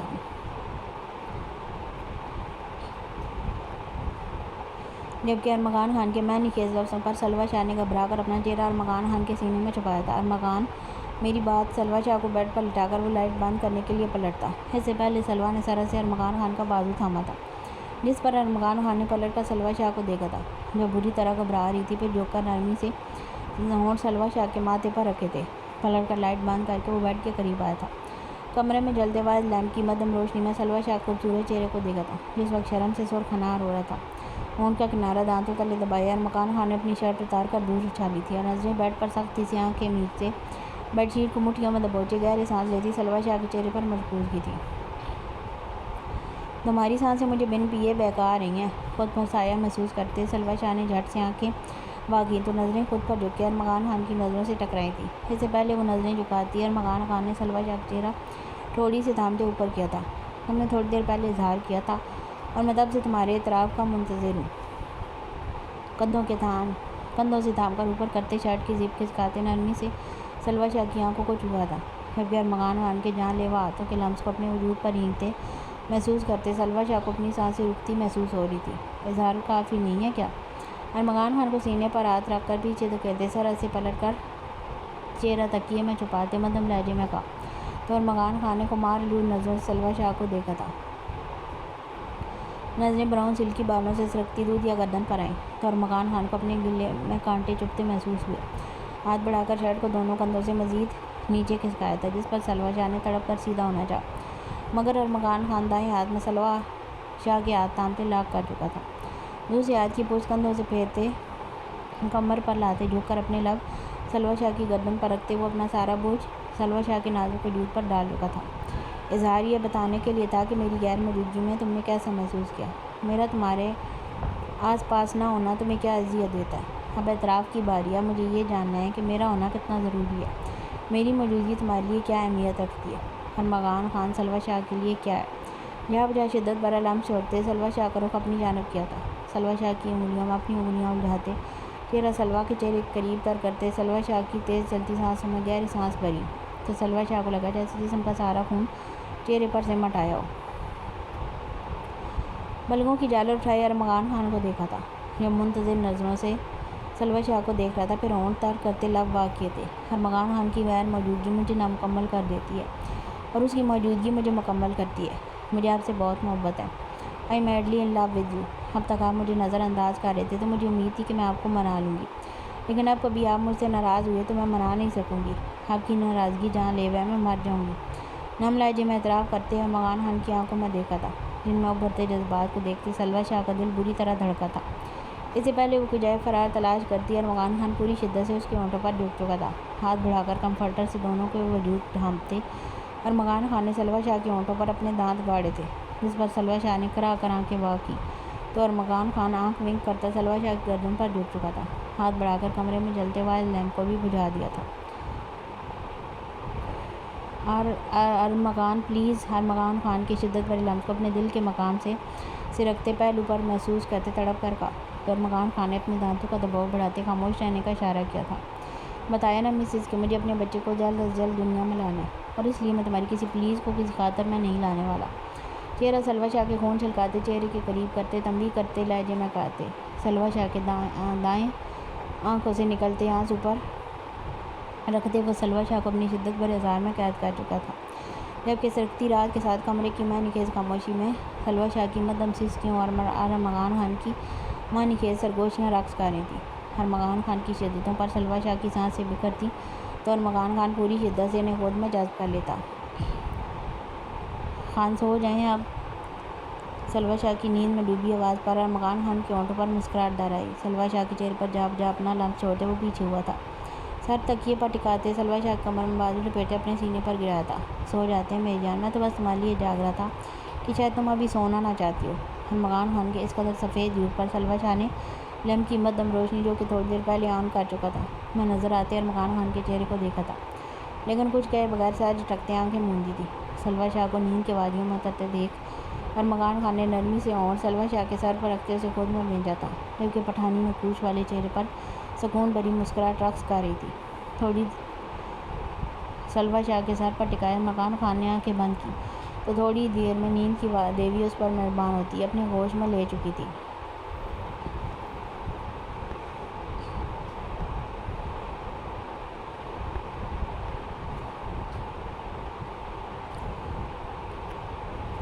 یہ بیچ میں تھوڑا سا ریپیٹ ہوا تھا ان کا پچھلا جو جنگل کا سین تھا، تو اس کو میں نے پھر آگے کر دیا۔ اب آگے سے پڑھتے ہیں۔ درگام خان نے کہا تھا کہ وہ 1-2 دن میں واپس آنے والا ہے، جس پر عقیدت نے اسے جلدی آنے کو کہا تھا کیونکہ وہ اسے کوئی سرپرائز دینا چاہتی تھی، اور آج صبح عقیدت کو اس کا میسج آیا کہ وہ جنگل میں اس کا انتظار کر رہا ہے۔ اس کے پاس بھی عقیدت کے لیے سرپرائز ہے۔ قدم آگے بڑھاتے عقیدت کی نظریں سامنے درختوں کی بنی قطار پر گئیں جو آگے جا کر گول دائرے کی صورت میں تھی۔ اسے دیکھتے عقیدت کے ہونٹوں پر مسکراہٹ در آئی تھی۔ جب وہ یہاں پہلی دفعہ آئی تھی تو درگام نے اسے یہ جگہ دکھائی تھی۔ یہ اس کی فیوریٹ جگہ تھی، وہ اکثر یہاں آتا تھا۔ اس کا کہنا تھا کہ یہاں آ کر اسے سکون ملتا ہے، اور اب تو یہ جگہ عقیدت کے لیے بھی بہت خاص تھی۔ یہاں ان دونوں نے اپنی نئی زندگی کا آغاز کیا تھا۔ یہ جگہ کتنی خوبصورت ہے۔ زرگام خان کے نیچے اتارنے پر عقیدت نے ارد گرد دیکھتے لہجے میں اشتیاق لیے کہا۔ زرگام خان کے ہونٹوں پر مسکراہٹ جھل گئی تھی۔ جنگل کے بیچوں بیچ درختوں کے گول دائرے کے درمیان ایک چھوٹا سا تالاب تھا، جبکہ تالاب کے کنارے پر ایک کافی پرانا درخت تھا جو بائیں جانب سے تالاب کی جانب جھکا ہوا تھا۔ اس کی لمبی موٹی شاخیں تالاب کے پانی پر سایہ فکن تھیں۔ کچھ لمبی پتلی ٹہنیاں تالاب کے پانی کو چھو رہی تھیں۔ تالاب کے ارد گرد رنگ برنگے پھول لگے ہوئے تھے، کیونکہ پھولوں کے بعد کچی زمین سے کچھ فاصلے پر درخت موجود تھے جو اطراف میں پھیلے ہوئے تھے۔ سبز پتوں سے گھنے درخت اندر کی جانب جھکے ہوئے تھے، اور ہر درخت پر رنگ برنگے چھوٹے چھوٹے گھونسلے پرندوں کے لیے لٹکائے گئے تھے۔ عقیدت، وہ جو آنکھوں میں اشتیاق لیے آگے بڑھی تھی، زرگام خان کے پکارنے پر ٹھٹک کر رکی تھی، پھر گردن ترچھی کرتے سوالیہ نظروں سے زرگام خان کو دیکھا تھا۔ کیا ہوا؟ زرگام خان کے خود کے قریب آ کر کھڑے ہونے پر نامحسوس انداز میں ہونٹ کو جنبش دے کر اصرار کیا۔ میں تمہاری قربان جاؤں۔ زرگام خان کے گمبھیر لہجے میں کی گئی سرگوشی پر عقیدت نے سرخ پڑتے زرگام خان کے نیلی آنکھوں میں دیکھا، اور پھر خاموش فضا میں عقیدت کی مدھم ہنسی کی جل ترنگ گونجی، جسے روح تک محسوس کرتے زرگام خان نے آگے بڑھتے 2 قدم کے فاصلے کو سمیٹتے عقیدت کو نرم مسار میں لیتے سکون سے آنکھیں موندیں۔ ویسے اس بات کی کیا لوجک بنتی تھی اس وقت؟ تھوڑی زرگام خان کے سینے پر ٹکائے سبز نگینوں جیسی آنکھ کو چھوٹی کیے استفسار کیا تو زرگام خان نے مسکرا کر کندھے جھٹکے۔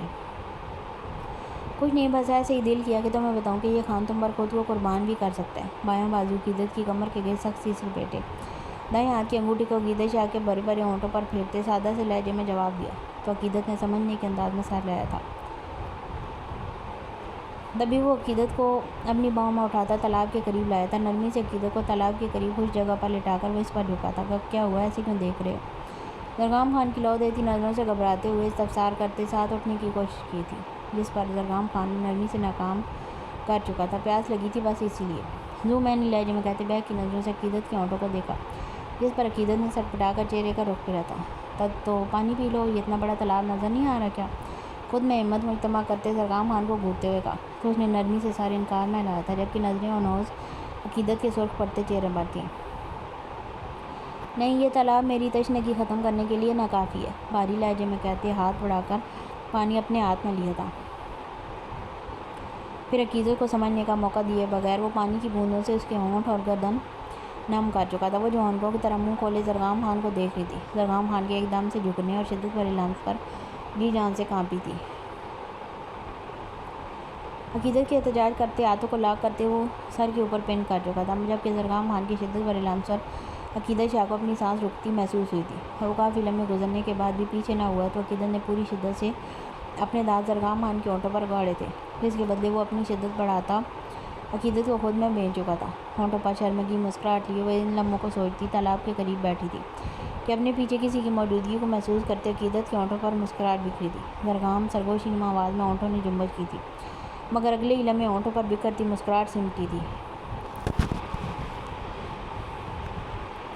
اپنے ارد گرد بکھرتی انجان ڈارک پرفیوم کی خوشبو پر عقیدت کا ماتھا ٹھٹکا تھا۔ نظریں بے ساختہ تالاب کے پانی میں نظر آتے عکس پر گئی تھیں۔ اپنے پیچھے ہوڈ پہنے چہرہ ماسک سے چھپائے کھڑے شخص کو دیکھتے عقیدت شاہ کا دل بری طرح دھڑکا تھا۔ ہاتھوں میں لمحے کے لیے کپکپاہٹ پیدا ہوئی تھی، اور پھر اگلے ہی لمحے وہ خود پر قابو پاتے نامحسوس انداز میں مٹھیوں میں مٹی بھرتی جھٹکے سے پلٹتی اس شخص کے چہرے پر پھینکتی دائیں ٹانگ سے اس کی ٹانگوں پر وار کرتی بھاگی تھی، مگر اگلے ہی لمحے وہ اپنی جگہ سکتے سی کیفیت میں وہیں جا مد ہوئی تھی، کیونکہ وہاں درختوں کے جھنڈ سے نکلتے مرد اطراف میں گھیرا بنا چکے تھے، ہتھیاروں سے لیس سر جھکائے وہ ایسے کھڑے تھے جیسے اپنے مالک کے اگلے حکم کے انتظار میں۔ اور پھر عقیدت نے محسوس کیا کہ اس کے مٹی پھینکنے اور وار کرنے پر بھی اس وجود میں کوئی حرکت نہیں ہوئی تھی۔ ہاتھوں کی کپکپاہٹ چھپانے کی کوشش کرتے سختی سی مٹھیاں بھینچی تھیں۔ تبھی اپنے قریب تر کسی کو محسوس کرتے عقیدت نے گردن ترچھی کر کے دیکھنا چاہا۔ اس سے پہلے وہ دیکھ پاتی درد کی شدید لہر اسے اپنی گردن سے اٹھتی محسوس ہوئی تھی۔ ہاتھ بے ساختہ پیچھے گیا تھا۔ جو پہلا احساس اسے محسوس ہوا تھا وہ تھا اسے انجیکٹ کیا گیا تھا، اور اگلے ہی لمحے اس کی آنکھوں کے آگے اندھیرا چھایا تھا۔ نیچے گرنے سے پہلے اس نے دوسرا احساس خود کو کسی گباؤں میں محسوس کیا تھا، اور یہ احساس کسی بچھو کی مانند عقیدت کو ڈسا تھا۔ آپ کو گھوڑے پسند ہیں؟ عقیدت لالی کو بھی بہت پسند ہے، ان کا تو جنون ہے ہارس رائڈنگ کرنا، لیکن مجھے تو ڈر لگتا ہے حائز خان کو سیاہ رنگ کے گھوڑے پر ہاتھ پھیرتے دیکھ حوریہ نے کہا تو حائز خان نے مسکرا کر اسے دیکھا تھا، جبکہ حوریہ آنکھوں میں چمک لیے سرسبز میدان اور کچھ فاصلے پر موجود سبز پہاڑوں کو دیکھ رہی تھی۔ وہ حوریہ کے صبح اٹھنے پر اسے سیر کرانے کے لیے یہاں لے آیا تھا۔ حوریہ شاہ کو مکمل اپنا بنا لینے کے بعد سے حائز خان کے چہرے سے مسکراہٹ پل کے لیے بھی جدا نہ ہوئی تھی، جبکہ اپنی قربت سے بکھرتے حیا کے رنگ حوریہ کے چہرے پر دیکھنے سے حائز خان کو اپنے رگ و پے میں سرشاری کی کیفیت صلاحیت کرتی محسوس ہوتی تھی۔ اور تمہیں کیوں ڈر لگتا ہے؟ گھوڑے کی لگام تھامے آگے بڑھتی حوریہ شاہ کے ساتھ قدم ملاتے سوال کیا تو حوریہ نے بے ساختہ اپنے نازک ہونٹ کو چلتے نظریں ترچھی کر کے حائز خان کو دیکھا تھا۔ سرمئی رنگ کا جوڑا پہنے، کندھوں پر شال اوڑھے، براؤن سلکی بالوں کو ڈھیلی سی چوٹی باندھ کر پشت پر گرائے، چہرے پر ازلی معصومیت سجائے، وہ ہمیشہ کی طرح کوئی کانچ کی گڑیا ہی معلوم ہو رہی تھی۔ گلابی نرم ہتھیلیوں کو آپس میں مسلتے ہوئے یکدم رکی تھی، جس پر حائز خان نے آئی برو اچکا کر سوالیہ نظروں سے حوریہ شاہ کو دیکھا تھا۔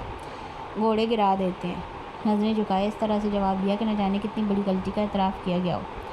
گھوڑے نہیں گراتے، آپ کی نااہلی آپ کو گراتی ہے۔ حائز خان کے جواب پر حوریہ نے ناسمجھی سے اسے دیکھا تھا، جبکہ وہ 2 قدم کے فاصلے کو سمیٹتا اپنا بایاں بازو حوریہ کے کندھے کے حائل کرتا قدم آگے بڑھا چکا تھا۔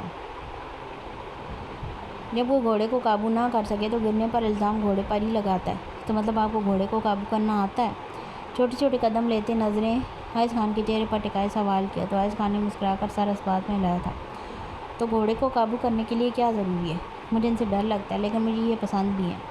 حائز خان کا ہاتھ کندھے سے ہٹا کر اپنے دونوں ہاتھوں میں تھامتے معصوم لہجے میں کہا تو حائز خان نے نامحسوس انداز میں اطراف میں نظریں گھمائی تھیں، اور پھر حوریہ کو سمجھنے کا موقع دیے بغیر وہ اس کی کمر کے گرد بازو حائل کرتا خود کے قریب تر کر چکا تھا۔ انسان ہو یا جانور، اسے قابو کرنے کے لیے کسی ہتھیار کی نہیں، پیار کی ضرورت ہوتی ہے۔ جانور کوئی بھی ہو، وہ انسان کی کوئی زبان نہیں سمجھتا سوائے پیار کے۔ تم اسے پیار کرو گی تو یہ تم سے مانوس ہو جائے گا اور پھر تمہیں کبھی گرنے نہیں دے گا۔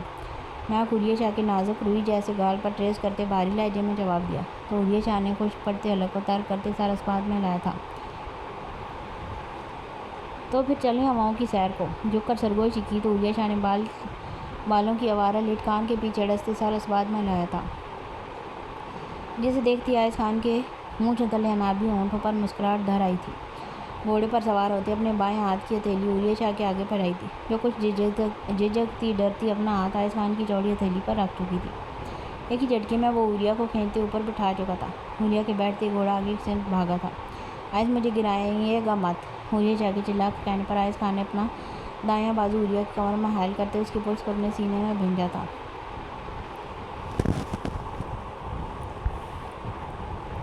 میں تمہیں کبھی گرنے نہیں دوں گا مائی انوسنٹ وائفی، اب آنکھیں بند کرو۔ حائز خان کی سرگوشی پر حوریہ شاہ کی دھڑکنیں بری طرح منتشر ہوئی تھیں۔ گردن ترچھی کر کے حائز خان کو دیکھنا چاہتا جو تھوڑی حوریہ شاہ کے کندھے پر ٹکائے رکھتے ہونٹ حوریہ کے کان کی لو پر رکھ چکا تھا، مونچھوں کی چبھن محسوس کرتے گال دہہ کر سرخ انگارہ ہوئے تھے، مگر اپنی بے ترتیب ہوئی دھڑکنوں کو قابو کرتے ہوئے چہرے کا رخ سامنے کرتی آنکھیں بند کر چکی تھی۔ آنکھیں بند ہوئی تو حوریہ شاہ کو اپنا آپ ہواؤں میں محسوس ہوا تھا، تیز ٹھنڈ ہوا کے مسرور کرتے شور میں گھوڑے کے تیز قدموں کی آواز کی دمک، چہرے کو چھوتی ٹھنڈی روح کو سکون پہنچا دینے والی ہوا کی تازگی کو محسوس کرتے حوریہ شاہ نے اپنے بازو وا کیے تھے۔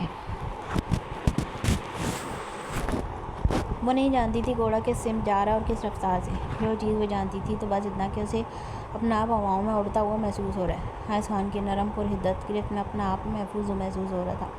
تھوڑی دیر بعد اسے محسوس ہوا جیسے گھوڑا رک چکا ہے، تو حوریہ نے آہستہ سے پلکوں کو اٹھایا تو اس قدر حسین منظر دیکھ حوریہ شاہ کی آنکھیں چمک اٹھی تھیں۔ اس وقت وہ سرسبز میدان کی اونچائی پر تھے، جہاں سے نیچے اور ارد گرد کے تمام مناظر بآسانی نظر آ رہے تھے۔ ارد گرد پھیلے نیچے تک جاتے سرسبز گھنے درخت اور رنگ برنگے پھولوں سے سجا سبز میدان، ٹھنڈے پانی کی بہتی نہر کے پانی کا مدھم شور۔ وہ حائز خان کا ہاتھ تھامے اطراف میں نگاہیں دوڑاتی نیچے اتری تھی، جبکہ حائز خان گھوڑے کی پشت سہلاتا اب نیچے بیٹھ چکا تھا۔ آج یہ جگہ کتنی خوبصورت ہے نا، حوریہ شاہ کے چہک کر کہنے پر حائز خان نے سر اس بات میں سر اٹھائے اسے دیکھا تھا۔ خوبصورت بھی اور ظالم بھی، سر جھٹکتے جواب دیا تو حوریہ شاہ کے آگے بڑھتے قدم رکے تھے۔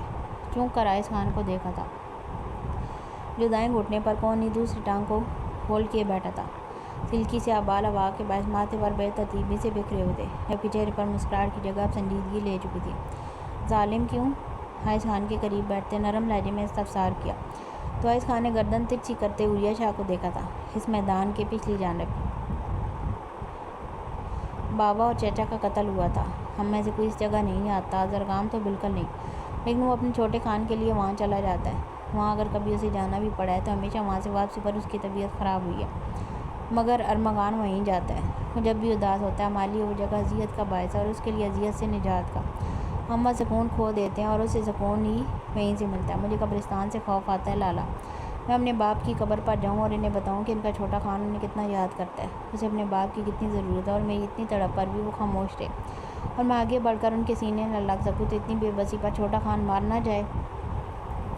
ارمغان خان کے تکلیف دہ لہجے میں کہے گئے الفاظ دہراتے عائض خان نے اپنی آنکھوں میں اتری نمی پر بمشکل قابو پایا تھا اور پھر سر جھٹکتے عوریہ شاہ کو دیکھا تھا جو نم آنکھوں سے عائض خان کو دیکھ رہی تھی۔ اب سب ٹھیک ہو جائے گا نا عائض؟ امید بھرے لہجے میں استفسار کیا تو عائض خان نے سر اسبات میں لاتے بازو عوریہ شاہ کے کندھے کے گرد حائل کرتے اسے اپنے اثار میں لیا تھا۔ اب سب ٹھیک ہے، تمہارا خان اب کچھ بھی غلط نہیں ہونے دے گا۔ عوریہ شاہ کے ہاتھ کو اپنے ہاتھ میں تھامتے جواب دیا۔ اب مجھ سے پیار ہے نا عائض؟ کچھ جھجکتے ہوئے مدھم لہجے میں استفسار کیا تو عائض خان کے لبوں کو دل فریب مسکراہٹ نے چھوا تھا۔ رات اتنا کچھ ہونے کے باوجود بھی تمہارا یہ سوال پوچھنا بنتا ہے، مگر اب پوچھ ہی لیا ہے تو بتا دیتا ہوں۔ عائض کو اپنی بیوی سے بہت محبت ہے، تم سے نہ ہوتی تو پھر کسی سے بھی نہ ہوتی، عوریہ شاہ کا چہرہ اپنے ہاتھوں میں تھامتے بھاری لہجے میں جواب دیا تھا، جبکہ نظریں کرسٹل گرے آنکھوں سے سرکتی پتلے گلابی ہونٹوں پر آن رکی تو عوریہ شاہ نے سر ٹکا کر دور ہونا چاہا، مگر اس سے پہلے ہی عائض خان شدت سے نرم ہونٹوں کو اپنی شدت بھری گرفت میں لے چکا تھا۔ عائض خان کے لمس میں رات سے بھی زیادہ شدت محسوس کرتے عوریہ نے تڑپ کر اپنے دونوں ہاتھ اس کے کندھوں پر رکھے تھے۔ لمحے کے 1000ویں حصے میں وہ ہونٹوں سے گردن تک کا سفر طے کرتے آگے بڑھتا کہ عوریہ نے تڑپ کر اسے پکارا تھا، عائض! وہ جو اسی جگہ بیٹھی اپنے خیالوں میں گم تھی، چونک کر ہوش میں آئی تھی، تڑپ کر نظریں اطراف میں گھمائیں تو وہاں وہ بس اکیلی تھی۔ عائض خان کے ساتھ گزرے خوبصورت لمحوں کا سوچتے نہ جانے کتنا وقت بیت گیا تھا، تبھی عوریہ ہتھیلیوں پر زور ڈالتی کھڑی ہوئی تھی۔ وہ جگہ آج بھی اتنی خوبصورت تھی اور ظالم بھی۔ اس جگہ کے ساتھ سب کی اپنی اپنی یادیں تھیں، کسی کے لیے سکون کا باعث تھی اور کسی کے لیے اذیت کا۔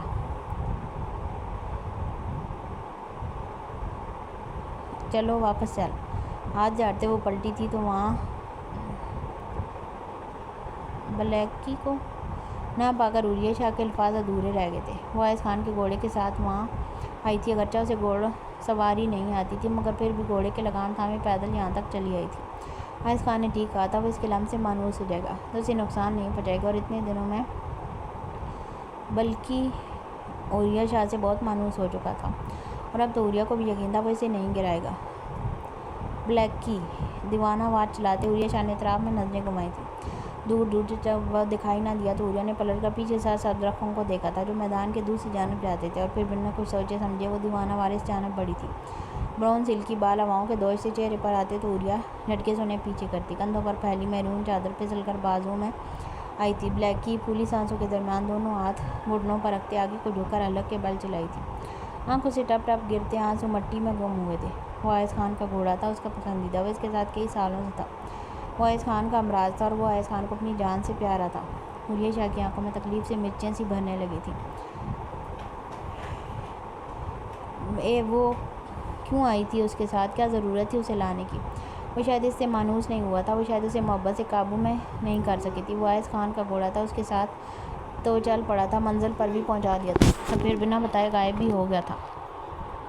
عوریہ شاہ گھٹنوں کے بل گرنے کے انداز میں بیٹھی تھی، تبھی کراہنے کی آواز پر عوریہ شاہ نے چونک کر اطراف میں نظریں گھمائی تھیں۔ ہاتھوں کے پوچھ سے آنسو صاف کرتی وہ جھٹکے سے اٹھی تھی اور پھر غور سے آواز سننے کی کوشش کی تھی۔ کسی کی بری طرح کراہنے کی آواز تھی، درد سے بھری، کسی انسان کی نہیں جانور کی، تکلیف سے کراہتے گھوڑے کی۔ عوریہ شاہ کو اپنی سانسیں رکتی ہوئی محسوس ہوئی تھیں، جسم بے جان ہوتا محسوس ہوا تھا، مگر خود میں ہمت مجتمع کرتے وہ آواز کی سمت بھاگی تھی۔ تبھی عوریہ شاہ کے قدم کچھ فاصلے پر جامد ہوئے تھے، آنکھیں غم و حیرت سے پھیلی تھی، پورے وجود میں سنسنی دوڑتی محسوس ہوئی تھی۔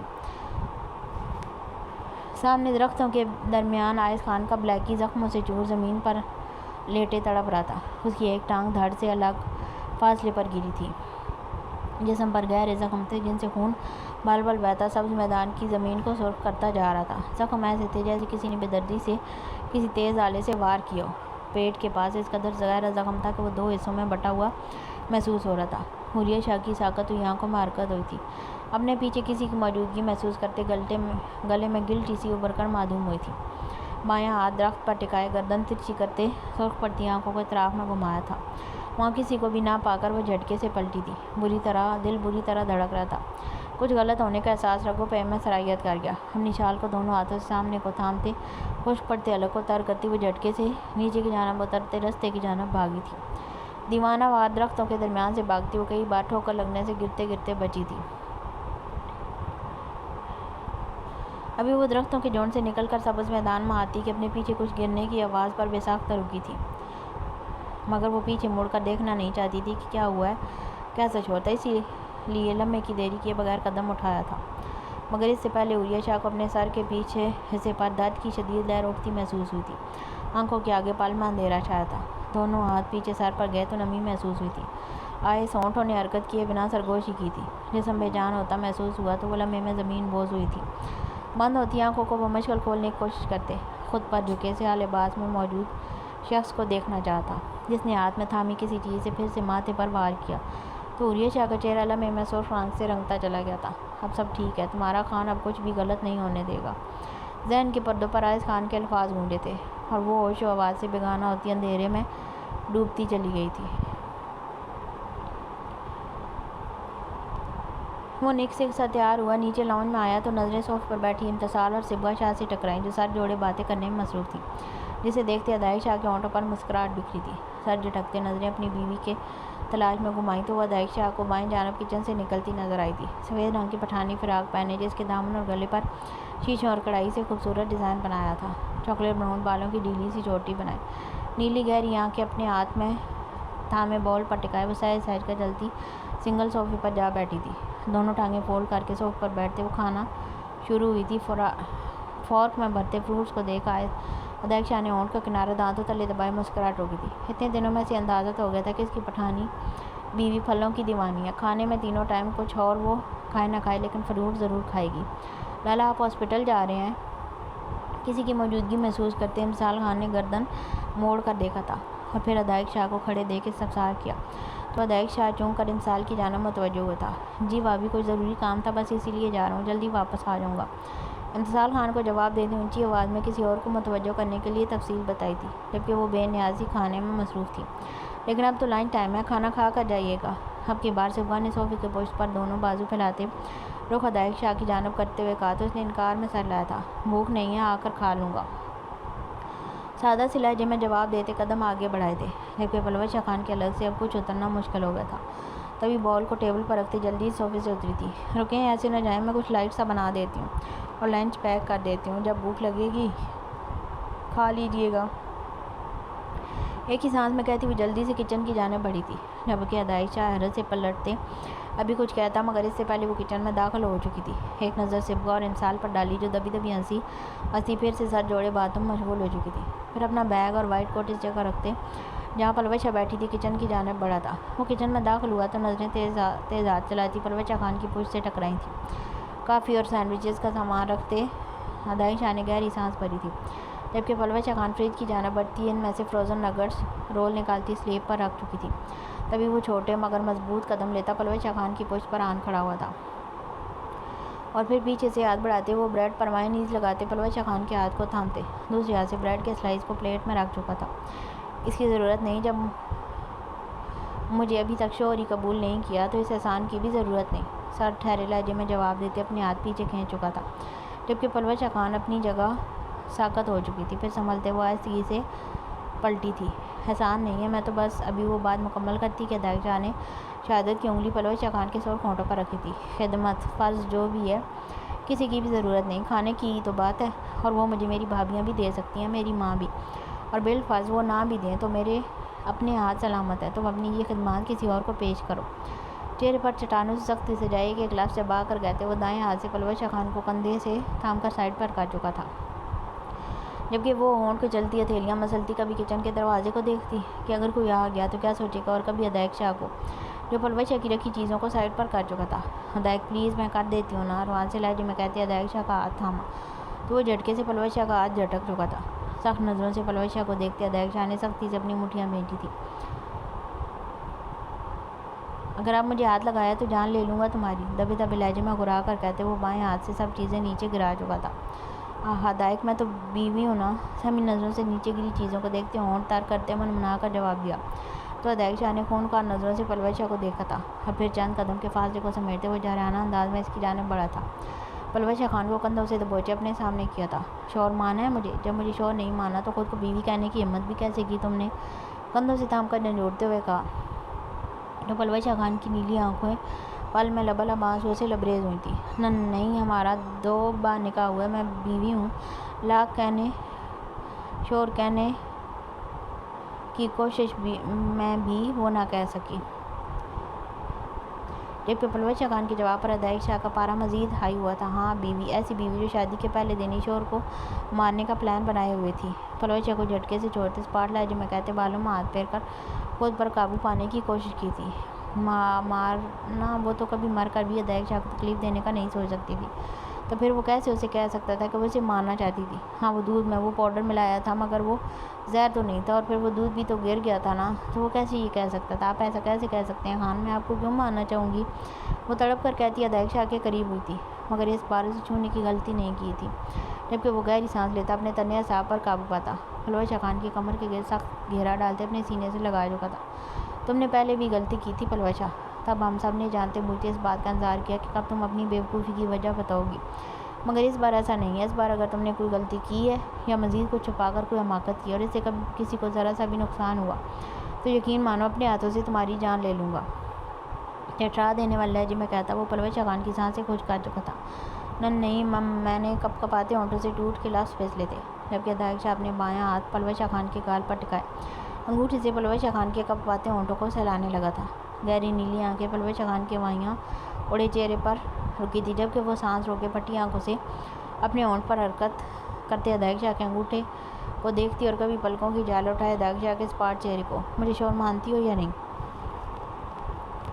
سرسراتے لہجے میں استفسار کیا تو پلوش شاہ خان نے سختی سے آنکھیں میچی تو آنسو موتی کی صورت آنکھوں سے بہتے زور پھولے گالوں پر گرے تھے۔ ہاں، ایک لفظی جواب دیتی وہ ہونٹوں پر ہتھیلی جماتی اپنی سسکی کو روکنے لگی تھی، مگر ادائک شاہ اور سپاٹ تاثرات چہرے پر سجائے پلوش شاہ کو کندھوں سے تھامے رخ سلیب کی جانب کر چکا تھا۔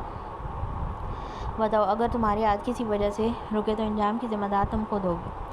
بناؤ، ہر لہجے میں کہتا وہ بریڈ اور دوسری چیزیں اس کے سامنے کر چکا تھا، جبکہ پلوش شاہ ایک نظر نیچے گری چیزوں پر ڈالتی جلدی ہاتھ چلانے لگی تھی، مگر اگلے ہی لمحے پلوش شاہ کو اپنے وجود میں سنسنی دوڑتی محسوس ہوئی تھی۔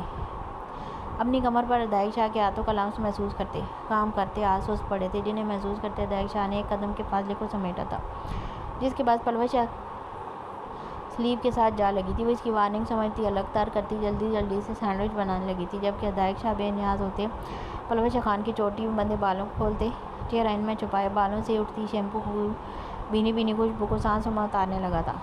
بال دائیں کندھے پر ڈالتے ایک جھٹکے میں ڈوری کھینچی تو پلوش شاہ خان کے ہونٹوں سے سسکی نکلی تھی، جس کا گلا وہ ہونٹ کا کنارہ دانتوں تلے دباتے روک چکی تھی۔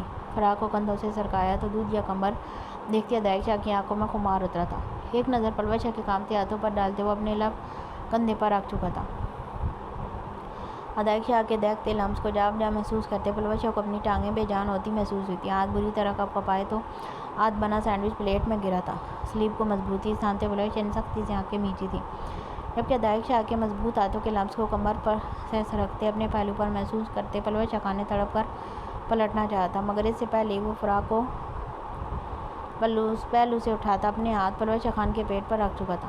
سخت ہاتھوں کے پرعدت لمس پر وہ جی جان سے لرزی تھی۔ ادائک کا کوئی آ جائے گا، گہری سانسوں کے درمیان گھبرا کر پکارا تو وہ جھٹکے سے رخ اپنی جانب کرتا پلوش شاہ خان کے ہونٹوں کو اپنی سخت گرفت میں لے چکا تھا، اور جیسے کہ مجھے کسی کی پرواہ ہے، 2 ٹوک لہجے میں کہتے نچلے ہونٹوں کو دانتوں میں دبائے کھینچا تو پلوش شاہ خان نے شرم سے سرخ پڑتے خود کو چھپانا چاہتا، جبکہ وہ بنا کسی چیز کی پرواہ کیے چہرے پر جا اپنا بھیگا لمس چھوڑا تھا۔ جب اسے لگا کہ وہ نازک جان مزید شدتیں برداشت نہیں کر پائے گی تو نرمی سے دور ہوا تھا، جبکہ وہ سرخ چہرہ، گردن اور کندھے لیے تر کانپ رہی تھی۔ جسے دیکھتے ادائک شاہ نے ہونٹ کا کنارہ دانتوں تلے دبایا تھا اور پھر آگے بڑھتے فراق کو کندھوں سے ٹھیک کیا تھا، پھر پلٹ کر فریج سے پانی کی بوتل نکالتے گلاس میں ڈالا تھا۔ پانی پیو، اور تمہارے پاس 15 منٹ ہیں انہیں بنانے میں اور لنچ پیک کرنے میں۔ گلاس پلوش شاہ خان کے ہونٹوں سے لگاتے حکم چاڑا تو پلوش شاہ خان نے نم شکوہ کناں نظروں سے ادائک شاہ کو دیکھا تو ادائک شاہ نے سوالیہ نظروں میں آئی برو اچکائے تھے، جسے دیکھتے پلوش شاہ نے آہستگی سے سر نفی میں ہلایا تھا۔ پانی پی کر وہ خود پر قابو پاتی پلٹی تھی۔ جلاد نے دھمکی بھرے لہجے میں نہ کہا ہوتا تو پلوش شاہ کو یقین تھا، جو کچھ ابھی وہ اس کے ساتھ کر چکا تھا کسی اور وقت کیا ہوتا تو وہ تب اتنی جلدی خود پر قابو پائے صاحب بلائے کام نہ کرنے لگتی۔ وہ خود کو اس جلاد کی نظروں سے چھپا لیتی۔ اتنی دیر ہو گئی، میں دیکھ کر ہوں، پلوش ہو کسی چیز کی ضرورت نہ ہو۔ امسال نے کچن کی جانب دیکھتے صبح سے کہا تو صبح نے چونک کر پلٹ کر دیکھا تھا اور پھر امسال کو دیکھتے سر جھٹکی تھی۔ بیٹھی رہو، میاں بیوی چاہے کچن میں کسی کام سے جائیں یا روم میں، وہاں اسی پر انہیں دیر ہو ہی جاتی ہے۔ صبح شاہ کے بے باک لہجے میں کی گئی بات پر امسال جوڑنے لگی تھی، پوری طرح خجل ہوتی واپس بیٹھی تھی۔ تم کیا کر رہی ہو؟ بلاج لالا کو کال کر رہی ہو کیا؟ بات کا رخ بدلتے صبح شاہ سے سوال کیا، جو کب سے نہ جانے کسی کال کرنے میں مصروف تھی، اور اس سے بھی زیادہ اگلا بندہ مصروف تھا جو اتنی کال اٹینڈ ہی نہیں کر رہا تھا۔ حوریہ کو کر رہی ہوں، پہلی رنگ پر تو اس نے کبھی تمہارے لالا کی کال نہیں اٹھائی ہوگی، مگر میری اٹھا لیتی ہے، مگر اب میں پچھلے 1 گھنٹے سے اسے کال کر رہی ہوں، مگر مسلسل نمبر بزی جا رہا ہے۔ بلاج شاہ کے ذکر کو مکمل طور پر نظر انداز کرتے جواب دیا، جبکہ صبح شاہ کے طنز کرنے پر امسال نے گھور کر اسے دیکھا تھا۔ کیا پتہ پچھلے 1 گھنٹے سے وہ میرے لالا کے ساتھ مصروف ہو؟ دو بدو جواب دے کر اپنی مسکراہٹ چھپائی تو صبح نے خاموش نظروں سے امسال کو دیکھا تھا۔ تمہارے لالا کے ساتھ مصروف بھی تو ہو تو میری کال دیکھ کر میسج کر کے بتا دیتی ہے کہ وہ تھوڑی دیر میں خود کال کرتی ہے، اور پھر اس سے اگلے 5 منٹ بعد سب کچھ بھلائے اپنی بیسٹ فرینڈ کو کال کرتی ہے۔ ہونٹوں پر مسکراہٹ سجائے فخریہ لہجے میں کہا تو امسال نے مسکرا کر سر رگڑا تھا۔ اچھا بھئی، میں ہاری تم جیتی۔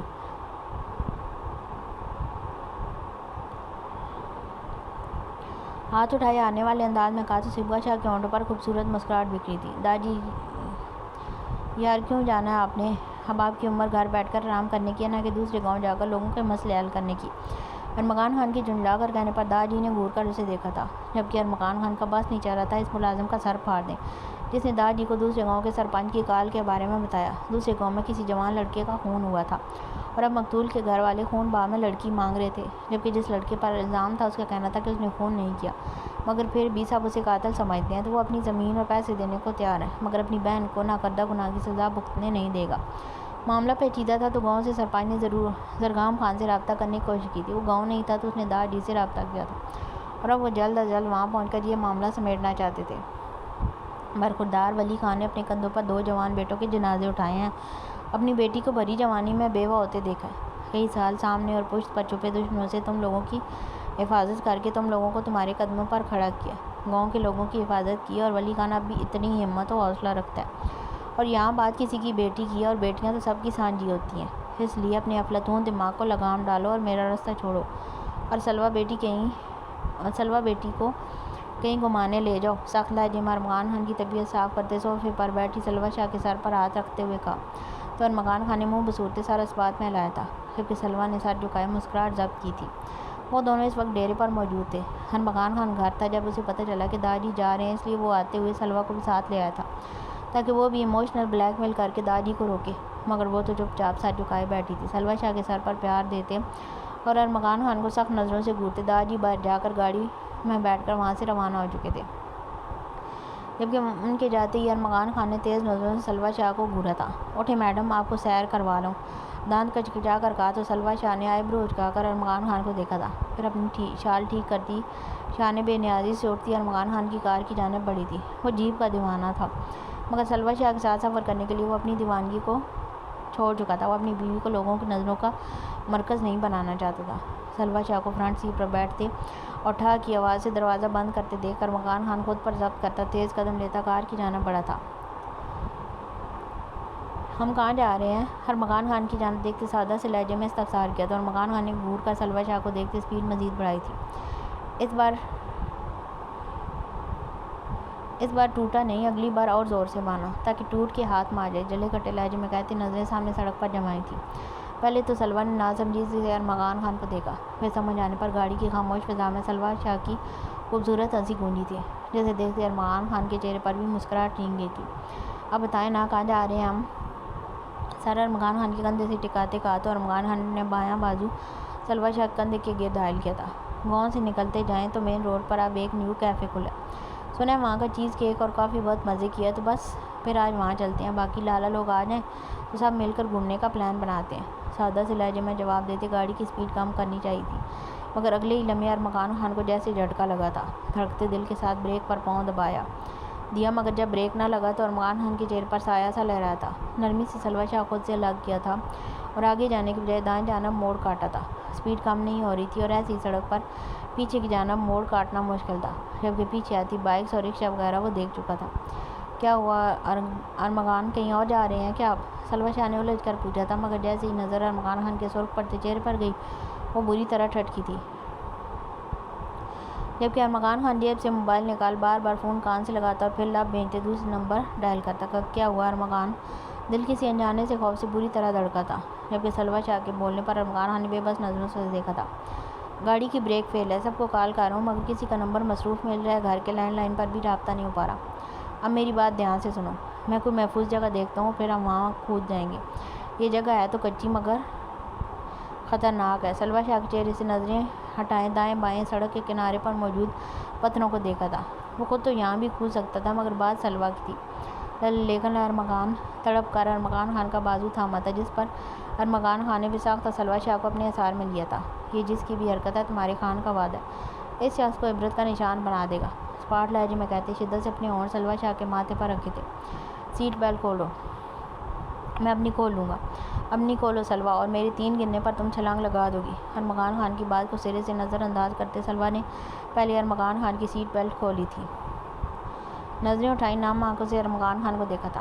گرے نم آنکھیں ضبط سے سرخ پڑتی ازل انی آنکھوں سے ٹکرائیں تو ارمغان خان کو اپنے سینے میں طوفان اٹھتا محسوس ہوا تھا، اور پھر 3 گنتے ہی وہ سلوہ شاہ کو باہر کی جانب دھکا دیتے خود دائیں جانب سے کودا تھا، جبکہ گاڑی کچھ فاصلے پر جا کر ٹرک سے ٹکرائی تو ایک دھماکہ سا ہوا تھا۔ چکراتے سر، زخموں سے چور ہوتے وجود کو گھسیٹ کر اٹھاتے ارمغان خان نے سلوہ شاہ کی تلاش میں نظریں دوڑائی تھیں۔ آگ میں لپٹی گاڑی سے اٹھتے دھوئیں کو نظر انداز کرتا وہ آگے بڑھتا کہ لڑکھڑا کر نیچے گرا تھا۔ زمین پر ہاتھ رکھ کر اٹھنا چاہا تو زخمی ہاتھوں کو دیکھتے اپنی بے بسی پر ارمغان خان کی آنکھیں لبالب آنسوؤں سے لبریز ہوئی تھیں۔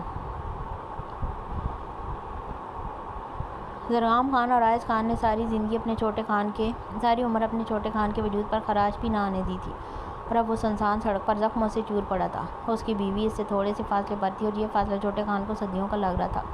لالا ہونٹوں سے تڑپ کر لفظ ادا ہوئے تھے، خود میں ہمت جمع کرتے وہ لڑکھڑاتے قدموں سے آگے بڑھا تھا، اور پھر نظریں منہ کے بل گری سلوہ شاہ کے وجود سے ٹکرائیں تو ارمغان خان تڑپ کر اس کی جانب بڑھا تھا،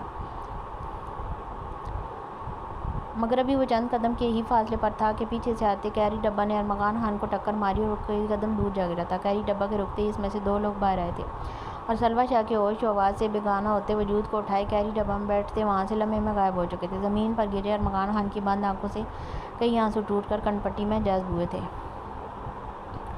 دروازہ کھول کر وہ اپنے آفس میں داخل ہوا تھا۔ فیڈ کوٹ کو اتار کر کرسی کی پشت پر رکھا تھا۔ ٹیبل اور رولنگ چیئر کے درمیان کھڑے ہوتے ادائق شاہ نے اپنی پاکٹ سے موبائل نکالا تھا۔ پاس ورڈ لگاتے فون ان لاک ہوا تو نظریں وال پیپر پر لگی پلوش شاہ اور اپنی شادی کی تصویر پر گئیں تو پلوش شاہ کے جھکے چہرے کو دیکھتے ادائق شاہ کے ہونٹوں پر مسکراہٹ بکھری تھی۔ پھر سر جھٹکتے چیئر پر بیٹھتے وہ کسی کا نمبر ملاتے موبائل کان سے لگا چکا تھا۔ دوسرے ہی رنگ پر دوسری جانب سے کال اٹھا لی گئی تھی، جسے محسوس کرتے ادائق شاہ نے چیئر کی پشت سے ٹیک ہٹائی تھی۔ کام کا کیا بنا ظفر؟ زرغام پر نظر رکھ رہے ہو نا؟ نظریں ٹیبل کی سطح پر جمائے سخت لہجے میں استفسار کیا تو دوسری جانب کچھ توقف کے لیے خاموش چھا گئے۔ جی شاہ صاحب، ابھی وہ ہاسپٹل میں ہیں اور زرغام خان کے بندے اس کے کمرے کے باہر پہرا دے رہے ہیں۔ جیسے وہ ہاسپٹل سے نکلے گا تو اس بار کوئی غلطی نہیں ہوگی۔ ایکسیڈنٹ اس قدر بھیانک ہوگا کہ لاش تک کو پہچاننا مشکل ہو جائے گا۔ ظفر نامی شخص نے آہستہ آواز میں ٹھہر ٹھہر کر جواب دیا تو ادائق شاہ نے انکارا بھرا تھا، اگر کسی کو شک ہوا تو یاد رکھنا تمہاری لاش بھی کسی کو نہیں ملے گی، ٹھٹھا دینے والے لہجے میں کہتے وہ دوسری جانب موجود شخص کی سانسیں خشک کر چکا تھا، جبکہ نیلی گہری آنکھیں نامحسوس انداز میں آفس کے اطراف کا جائزہ لینے میں مصروف تھیں۔ واز میں لگے خوبصورت تازہ گلاب کے پھولوں کو ایک نظر دیکھتے وہ کمر چیئر کی پشت سے ٹکا چکا تھا۔ نہیں شاہ صاحب، کسی کو شک نہیں ہوگا، آپ کا نام کبھی سامنے نہیں آئے گا۔ اس ایکسیڈنٹ کو وہ ایک حادثہ سمجھ رہے ہیں، کسی کو اس بات پہ شک نہیں ہوا کہ وہ حادثہ نہیں، سوچی سمجھی سازش تھی۔ کوئی نہیں جان پائے گا کہ ادائق شاہ نے زرغام خان کو شہر سے واپسی پر قتل کرنے کا منصوبہ بنایا تھا، کوئی یہ بات سوچ بھی نہیں سکتا۔ شاہ بکواس بند کرو اپنی، دوبارہ یہ بات تنہائی میں بھی اپنی زبان پر نہ لانا۔ ابھی وہ مزید بولتا کہ ادائق شاہ کی گرج دار آواز سنتے سختی سے ہونٹ بھیج گیا تھا۔ جی شاہ صاحب، کبھی نے منمنا کر معذرت کیجیے سنتے ادائق شاہ نے غصے سے سرخ پڑتے جھٹکے سے فون بند کرتے موبائل ٹیبل پر اچھالا تھا، کونیاں ٹیبل پر رکھتے ہاتھوں میں سر گراتے۔ ابھی وہ اپنے غصے پر قابو پانے کی صحیح کہہ رہا تھا کہ کہ کوئی اجلت میں دروازہ نوک کرتے اجازت ملنے کی پرواہ کیے بغیر اندر داخل ہوتا۔ اس سے پہلے ادائق شاہ سے سامنے والے کی کلاس لیتا کہ نرس کی بوکھلائی آواز پر وہ چونکنا ہوا تھا۔ سر پلیز جلدی چلیں، ایمرجنسی میں 3 عورتیں آئی ہیں، ایک کو بری طرح جلایا گیا ہے، دوسرے کے ساتھ زیادتی کی گئی اور ایک کو بہت بری طرح تشدد کا نشانہ بنایا گیا۔ نرس کے چہرے کی ہوائیاں اڑے دیکھ اور بات سنتے ایک لمحے کے لیے وہ سکتے میں آیا تھا، پھر اگلے ہی لمحے برق رفتاری سے وہ اپنی جگہ سے اٹھتا باہر کی جانب بھاگا تھا۔ کون لایا ان لڑکیوں کو؟ ایمرجنسی کی جانب تیزی سے بڑھتے وہ اپنے ساتھ قدم ملانے کی کوشش کرتی نرس سے مخاطب ہوا تھا۔ سر کوئی نہیں، نرس نے ہاتھ آپس میں مسلتے خشک پڑتے حلق کو ترک کرتے جواب دیا تو ادائق شاہ نے الجھ کر اسے دیکھا تھا۔ سر وہ ہاسپٹل کی بیک سائڈ پر کوئی پھینک کے چلا گیا، وہاں سے گزرتے ایک آدمی کی نظر پڑی تو وہ لایا۔ سر ان کی حالت اس قدر بری ہے کہ ابھی وہ بات مکمل کرتی کہ ادائق شاہ ہاتھ کے اشارے سے روکتا ایمرجنسی وارڈ میں داخل ہوا۔ وہ اسٹریچرز کی جانب بڑھا تھا جن کے قریب ڈاکٹر گھیرا بنائے ہوئے تھے۔ ایمرجنسی میں اس وقت کوہرام مچا ہوا تھا، وہاں موجود دوسری مریض عورتیں ان 3 لڑکیوں کی حالت دیکھتے چیخ و پکار کرتی روتی دعائیاں دیتی ان لڑکیوں کی ایسی حالت کرنے والے کو بد دعائیں دے رہی تھیں۔ ادائق شاہ کو دیکھتے ڈاکٹر سائڈ پر ہوئے تھے، جبکہ ڈاکٹر کے سائڈ پر ہونے پر ادائق شاہ کی نظریں سامنے اسٹریچر پر لیٹی لڑکیوں کی حالت پر گئیں تو ادائق شاہ کی آنکھیں غم و غصے سے لمحے میں سرخ انگارہ ہوئی تھیں۔ یا اللہ رحم! سرگوشی نما لہجے میں لفظ ادا ہوئے تھے۔ گہری سانس لیتے ادائق شاہ نے اپنا کپکپاتا ہاتھ بری طرح جھلسی لڑکی کی کلائی کی جانب بڑھایا تھا۔ سر یہ پولیس کیس ہے، قانونی کارروائی ضروری ہے، اس لیے ہمیں پہلے پولیس۔ ساتھ کھڑا ڈاکٹر پروفیشنل لہجے میں اپنی بات مکمل کرتا کہ ادائق نے سرخ انگارہ ہوتی آنکھوں سے اسے دیکھتے جھٹکے سے اس کا کالر دبوچا تھا۔ پولیس، قانون، مائی فوٹ، یہ تینوں لڑکیاں ادائق شاہ کے ہاسپٹل کی چھت تلے ہیں۔ اگر ان میں سے کسی کی بھی جان گئی تو میں تمہیں ایسا قانون سکھاؤں گا ڈاکٹر کہ اپنی ساری ڈاکٹری بھول جاؤ گے۔ ہری اپ ٹیم! چیئر سی داڑ لیے گرا کر کہتے جھٹکے سے کالر چھوڑتے وہ باقی ڈاکٹر سے مخاطب ہوا تو وہ جلدی سے اسٹریچرز تھامتے آپریشن تھیٹر کی جانب بڑھے تھے کہ تک بھی زخموں سے چور لڑکی جس کے چہرے پر اس قدر تشدد کیا گیا تھا کہ وہ ایک جانب سے مسخ ہو چکا تھا، جسم پر دیا گیا سفید کپڑا خون سے تر ہوتے اس کے جسم کے ساتھ چپک چکا تھا، سر کے بال کئی جگہ سے کاٹے اور جلائے گئے تھے۔ اس کے جسم میں حرکت دیکھ ڈاکٹر ادائق شاہ ڈاکٹرز کو جلدی کا اشارہ کرتا سفید کپڑے سے لڑکی کا ہاتھ باہر نکلا تھا، جسے دیکھا ادائق شاہ اسے دوبارہ کپڑے میں کرنے کے غرض سے جھکا تھا، مگر لڑکی کے ہاتھ کی بند مٹھی میں دبے کاغذ کو دیکھا ادائق شاہ نے گردن ترچھی کرتے لڑکی کے چہرے کی جانب دیکھا تھا جو ساکت پانی سے بھری آنکھیں غیر مرئی نقطے پر ٹکائے ہوئی تھی، جسے دیکھتے ادائق شاہ کا دل بری طرح دھڑکا تھا۔ نظریں دوبارہ لڑکی کے ہاتھ میں تھامے کاغذ پر مرکوز کرتے وہ کانپتے ہاتھوں سے اس کاغذ کو نکال چکا تھا۔ ادائق شاہ کے کاغذ نکالنے پر جو ڈاکٹرز اسٹریچرز روک چکے تھے تیزی سے آپریشن تھیٹر کی جانب بڑھے تھے، جبکہ ادائق شاہ نے اپنے کپکپاتے ہاتھوں کو قابو پاتے جلدی سے اس طے شدہ کاغذ کو کھولا تھا۔ 3 لڑکیاں، 3 زندگیاں، شاہ خاندان کی 3 عزتوں کا مستقبل، لیکن بہنوں کا یا بیویوں کا؟ پرنٹر سے بڑے بڑے سرخ حروف میں ٹائپ کیا گیا تھا کچھ الفاظوں کا یہ کاغذ ادائق شاہ کی جان لبوں پر لے آیا تھا۔ سلویٰ، حوریہ، لالہ کی جان، ان دونوں میں تو ادائق شاہ کی جان تھی۔ وہ جانتا تھا عقیدت خود کی حفاظت کر سکتی ہے، دل اس کے لیے بھی پریشان ہوا تھا، مگر ان 2 معصوموں کا سوچتے ادائق شاہ کو اپنی جان نکلتی محسوس ہوئی تھی۔ پلوشہ بھابھی، او خدا، سبکہ، یا اللہ ان سب کو اپنی حفظ و امان رکھنا۔ کاغذ کو مٹھی میں سختی سے بھینچتے قدم ڈریسنگ روم کی جانب بڑھائے تھے۔ سبز لباس پہن کر آپریشن تھیٹر کی جانب بڑھتا وہ اپنے موبائل پر تیزی سے ٹیکسٹ ٹائپ کر کے سینڈ کرنے کے بعد بہرام شاہ کو کال ملا چکا تھا جو پہلی رنگ پر ہی اٹھا لی گئی تھی۔ بہرام شاہ کے آفس کے باہر رکتے بلا شاہ نے گہری سانس لی تھی۔ ریسپشنسٹ اسے بتا چکی تھی کہ بہرام شاہ سے آئس خان ملنے کے لیے آیا ہے، جس پر وہ محض سارے لاتے بہرام شاہ کے آفس کی جانب بھی آ گیا تھا۔ اب وہ اندر جائے یا نہ جائے کی شش و پنج میں مبتلا تھا، پھر یہ سوچ کے کہ شاید بہرام شاہ نے ان دونوں کو بات کرنے کی غرض سے بلایا۔ گہری سانس لیتے وہ آفس کا دروازہ کھولتے قدم آفس میں رکھ چکا تھا، مگر سامنے اپنی چیئر پر بیٹھے بہرام شاہ کو دیکھتے اور وہاں آئس خان کو نہ پا کر بلا شاہ نے دل ہی دل میں شکر ادا کیا تھا۔ ابھی وہ یہ شکر زبانی الفاظ میں ادا کرتا کہ آفس سے ملکہ واش روم سے پانی گرنے کی آواز سنتے بلا شاہ کے چہرے کے زاویے پل میں بگڑے تھے، جبکہ سامنے رولنگ چیئر پر بیٹھے بہرام شاہ نے بلا شاہ کے چہرے کے بگڑتے زاویے کو دیکھ اپنی ہنسی کو ضبط کیا تھا۔ بلا شاہ اس کا بھائی تھا اور بہرام شاہ اس کی سوچ تک رسائی رکھتا تھا۔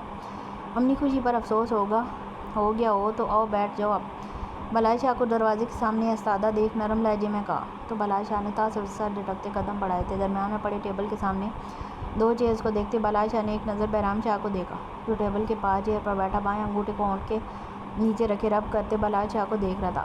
آپ آفس کے باس ہیں تو آپ کی چیئر پر تو نہیں بیٹھ سکتا نا، اور نہ آپ سے کہہ سکتا ہوں کہ اپنے بھائی پر ترس کھائیں اور یہاں آ جائیں، مجھے وہ جگہ دے دیں، اور جہاں جگہ مل رہی ہے یہاں بیٹھ گیا تو شاید وہ خان کہیں اور بیٹھنے لائق نہ چھوڑے۔ ٹیبل پر آگے کچھ جھکتے، چہرے پر گہری سنجیدگی اور آہستہ آواز میں کہا تو بہرام شاہ نے گھور کر بلال شاہ کو دیکھا تھا۔ اور تمہیں لگتا ہے وہ تم اس کے سامنے باس کی جگہ بیٹھو گے تو سامنے بیٹھ کر وہ تمہاری آرتی اتارے گا نا؟ بہرام شاہ کے طنزیہ لہجے پر بلال شاہ نے سر جھٹکتے اپنے کوٹ کا بٹن کھولتے جگہ سنبھالی تھی کہ تبھی واش روم کا دروازہ کھلنے کی آواز اور قدموں کی چال سنتے بلال شاہ نے ٹیبل پر پڑی نیوز پیپر کو اپنی جانب کھسکایا تھا۔ لالا آپ فری ہو جائیں تو آ جائیے گا، میں پارکنگ میں آپ کا ویٹ کر رہا ہوں، بلال شاہ کو مکمل طور پر نظر انداز کرتے بہرام شاہ سے مخاطب ہوتے ہوئے کہا۔ تو بلال شاہ نے بری طرح پہلو بدلا تھا۔ نہیں رکو، ساتھ ہی چلتے ہیں، اور تم بتاؤ تمہارا یہاں کیسے آنا ہوا؟ فائل سمیٹتے ایک ساتھ دونوں سے مخاطب ہوتے کہا تو ایس خان نے محض سر ہلانے پر اتفاق کیا تھا، جبکہ بلال شاہ نیوز پیپر ٹیبل پر پٹکتا اپنی جگہ سے اٹھا تھا۔ ایک تو میں یہاں اس شخص سے بنا کسی غلطی کے پنچ کھانے کے بعد بھی اس سے یہاں اس دن کی مس انڈرسٹینڈنگ کو ختم کرنے کے لیے آ گیا ہوں، اور دوسرا آپ مجھے یہاں بلا کر آپ پوچھ رہے ہیں کہ میں کیوں آیا ہوں۔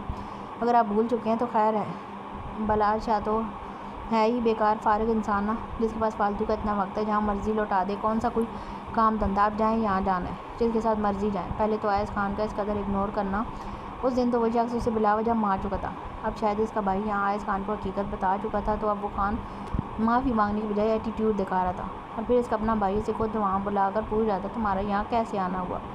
اس بات کے جواب کے بعد وہ اس میس نے خان کے ساتھ کہیں جانے بھی والا تھا، اور بلال شاہ کا تو خون ہی کھول اٹھا تھا، مطلب کہ وہ اتنی دور سے اپنے کام کاج روٹھی بیوی کو منائے بغیر یہاں آیا تو اس بات کی کوئی ویلیو ہی نہیں تھی۔ ایک منٹ سانس تو لو بلاج، صبح کی روح آ گئی ہے کیا؟ اور ہم کہیں نہیں جا رہے، گھر ہی ساتھ جانے والے تھے، چاہو تو تم بھی ساتھ آ جاؤ۔ اور دوسری بات، میں نے تمہیں نہیں بلایا، میں تمہیں حویلی اور ڈیرے کے سارے کام چھوڑ کر یہاں بلا وجہ کیوں بلاؤں گا؟ بہرام شاہ نے اپنی نشست سے کھڑے ہوتے تامل سے جواب دیا تو آئس خان نے خوف سے آنکھیں گھماتے بلال شاہ کو دیکھا تھا۔ آپ نے مجھے بلایا تھا لالا، میں کیوں جھوٹ بولوں گا؟ یہ دیکھ لیں اپنا میسج، بلال شاہ نے جھنجھلائے ہوئے لہجے میں کہتے موبائل پر بہرام شاہ کا میسج نکال کر اسے دکھایا۔ تو ایس خان ٹھٹک کر ان دونوں کی جانب متوجہ ہوا۔ لیکن میں نے تمہیں میسج نہیں کیا بلاج، بلال شاہ کی جانب دیکھتے حیرت سے جواب دیا۔ ابھی اس سے پہلے ایس خان کچھ کہتا کہ بہرام شاہ اپنے فون پر آتی کال کی جانب متوجہ ہوا۔ ادائق شاہ کا نام دیکھ وہ کال پک کرتا کان سے لگا چکا تھا۔ آگے سے جو باتیں ادائق شاہ نے اسے بتائیں انہیں سنتے بہرام شاہ نے سختی سے مٹھی بھینچی تھی۔ تم کہاں ہو؟ اگر ہاسپٹل میں ہو تو نکلو وہاں سے، حویلی پہنچو۔ نہیں لالا، یہ معصوم ہماری وجہ سے اس حال میں ہے، میں آپریشن کے بعد یا صورتحال کچھ بہتر ہوتے آتا ہوں، شہر سے ڈاکٹر کی ٹیم بھی بلا لیا، وہ پہنچ جائیں تو میں حویلی جاؤں گا، ان کی جان بچانا میرا پہلا فرض ہے۔ بہرام شاہ کے گھبرا کر کہنے پر نرمی سے جواب دیتے وہ فون بند کر چکا تھا، جبکہ فون بند ہوتے بہرام شاہ نے باہر کی جانب دوڑ لگائی تھی، جسے دیکھتے آئس اور بلاج بھی اس کے پیچھے بھاگے تھے۔ کیا ہوا لالا، سب ٹھیک تو ہے نا؟ ایس خان کے پوچھنے پر وہ ایک ہی سانس میں سب بتاتا بار بار موبائل سے حویلی کا نمبر ڈائل کر رہا تھا، جو کہ مسلسل بند جا رہا تھا، جس پر بہرام شاہ نے موبائل پٹکنے کے انداز میں ڈیش بورڈ پر مارا تھا۔ آئس تم چھوٹے خان کو فون کرو، میں ابھی تھانے فون کر کے پولیس کو بھیجتا ہوں، حویلیوں کی سیکیورٹی کے لیے۔ چھوٹے خان سے کہو حوریہ لوگوں کو لے کر شاہ حویلی چلا جائے، صبغہ وہاں بیسمنٹ کے بارے میں جانتی ہے، وہاں کوئی نہیں جا سکتا، وہاں وہ سب محفوظ رہیں گے۔ اپنے موبائل پر جلدی سے انگلیاں چلاتے بلال شاہ نے آئس خان سے کہا تو آئس خان نے سر اس بات میں لاتے چھوٹے خان کا نمبر ملایا تھا۔ نہیں لگ رہا کسی کا نمبر، یا تو ان کے نمبر بزی جا رہے ہیں یا کسی سے رابطہ ممکن نہیں، یہ سب ٹریپ ہے، ہمارے فونز تک ان کے کنٹرول میں ہے۔ بلال شاہ کی سر ٹھہری آواز پر وہ دونوں پل کے لیے ساکت ہوئے تھے، پھر اگلے ہی لمحے بہرام شاہ نے خطرناک حد تک گاڑی کی سپیڈ بڑھائی تھی۔ بھاری ہوتے سر کو تھامتے اس نے بمشکل اپنی آنکھیں کھولی تھی۔ کمرے میں چھائے اندھیرے میں لیمپ کی مدھم سی روشنی پھیلی ہوئی تھی، جاگی سوئی کیفیت میں وہ ارد گرد نظریں گھماتی پشت بیڈ کراؤن سے ٹکا چکی تھی۔ ہوش کچھ بحال ہوئے تو یاد آیا کہ وہ اپنے کمرے میں نہیں ہے۔ آنکھوں کے پردے پر جنگل کے آخری لمحات سرکے تو وہ جھٹکے سے اپنی جگہ سے اٹھی تھی، جھٹکے سے کمفرٹر اتارتی وہ نیچے اتری تھی۔ زمین پر پاؤں رکھتے احساس ہوا جیسے کسی نرم روئی میں پاؤں دھنس گیا ہو، مگر وہ مکمل طور پر نظر انداز کرتی آگے بڑھتی، دیواروں کو ٹٹولتی، کمرے کی لائٹس آن کر چکی تھی۔ لائٹس آن کرتے وہ جیسے ہی پلٹی تھی، روشنی میں نہائے کمرے کے در و دیوار کو دیکھتے عقیدت شاہ اپنی جگہ منجمد ہوئی تھی۔ کمرہ چاروں اطراف سے عقیدت شاہ کی تصویروں سے سجا ہوا تھا۔ سب تصویریں تب کی تھیں جب وہ پاکستان نہیں تھی، اور کچھ تصویریں واپس پاکستان آنے کے بعد کی تھیں۔ کچھ تصویروں پر وہ ہارس رائڈنگ کر رہی تھی، کچھ میں وہ اپنے شو کے لیے ریڈی ہو رہی تھی۔ وہ کہ عقیدت شاہ کے عالم میں کو ان تصویروں میں قید کر کے دیواروں پر چسپاں کیا جاتا۔ آگے بڑھتے قدم ٹیبل پر پڑی ایک تصویر کو دیکھتے ساکت ہوئے تھے۔ عقیدت شاہ نے پھٹی پھٹی آنکھوں سے اس تصویر کو دیکھا تھا۔ وہ تصویر جنگل میں لی گئی تھی جہاں وہ زرگام خان کے ہمراہ تھی۔ تصویر میں زرگام اس کے چہرے کے قریب جھکا تھا اور وہ سرخ پڑتے چہرے کو جھکائے کھڑی تھی۔ گھٹنوں کے بل زمین پر بیٹھتے عقیدت نے اس تصویر کو اٹھایا تو نظریں اس کے نیچے پڑی دوسری تصویر پر گئیں جہاں زرگام خان اس کے ہونٹوں پر جھکا تھا اور وہ آنکھیں بند کیے اس کے کندھے کو تھامے ہوئے تھی۔ کپکپاتے ہاتھوں سے وہ تصویر کو واپس رکھتے جھٹکے سے اٹھی تھی۔ نظریں کمرے کے بند دروازے پر گئیں تو عقیدت جلدی سے اس جانب بڑھی تھی۔ عقیدت خیال تھا کہ دروازہ بند ہوگا مگر جیسے اس نے کھولنے کی کوشش کی دروازہ آسانی سے کھل گیا تھا جس پر عقیدت خوشی کی بجائے حیرت ہوئی تھی۔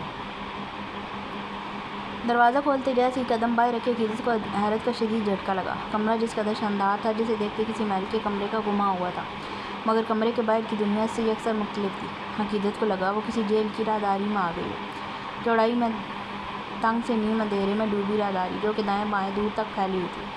خشک پڑتے ہونٹوں کو تر کرتی وہ شش و پنج میں مبتلا تھی کہ تبھی دور سے آتی آوازیں جو کہ اسی تنگ سی راہداری کو دیواروں سے ٹکرا کر پھیل رہی تھی ان کے تعاقب میں بائیں جانب بڑھی۔ جیسے جیسے وہ ان آوازوں کی جانب بڑھ رہی تھی عقیدت کو اپنا دل کانوں میں دھڑکتا محسوس ہو رہا تھا۔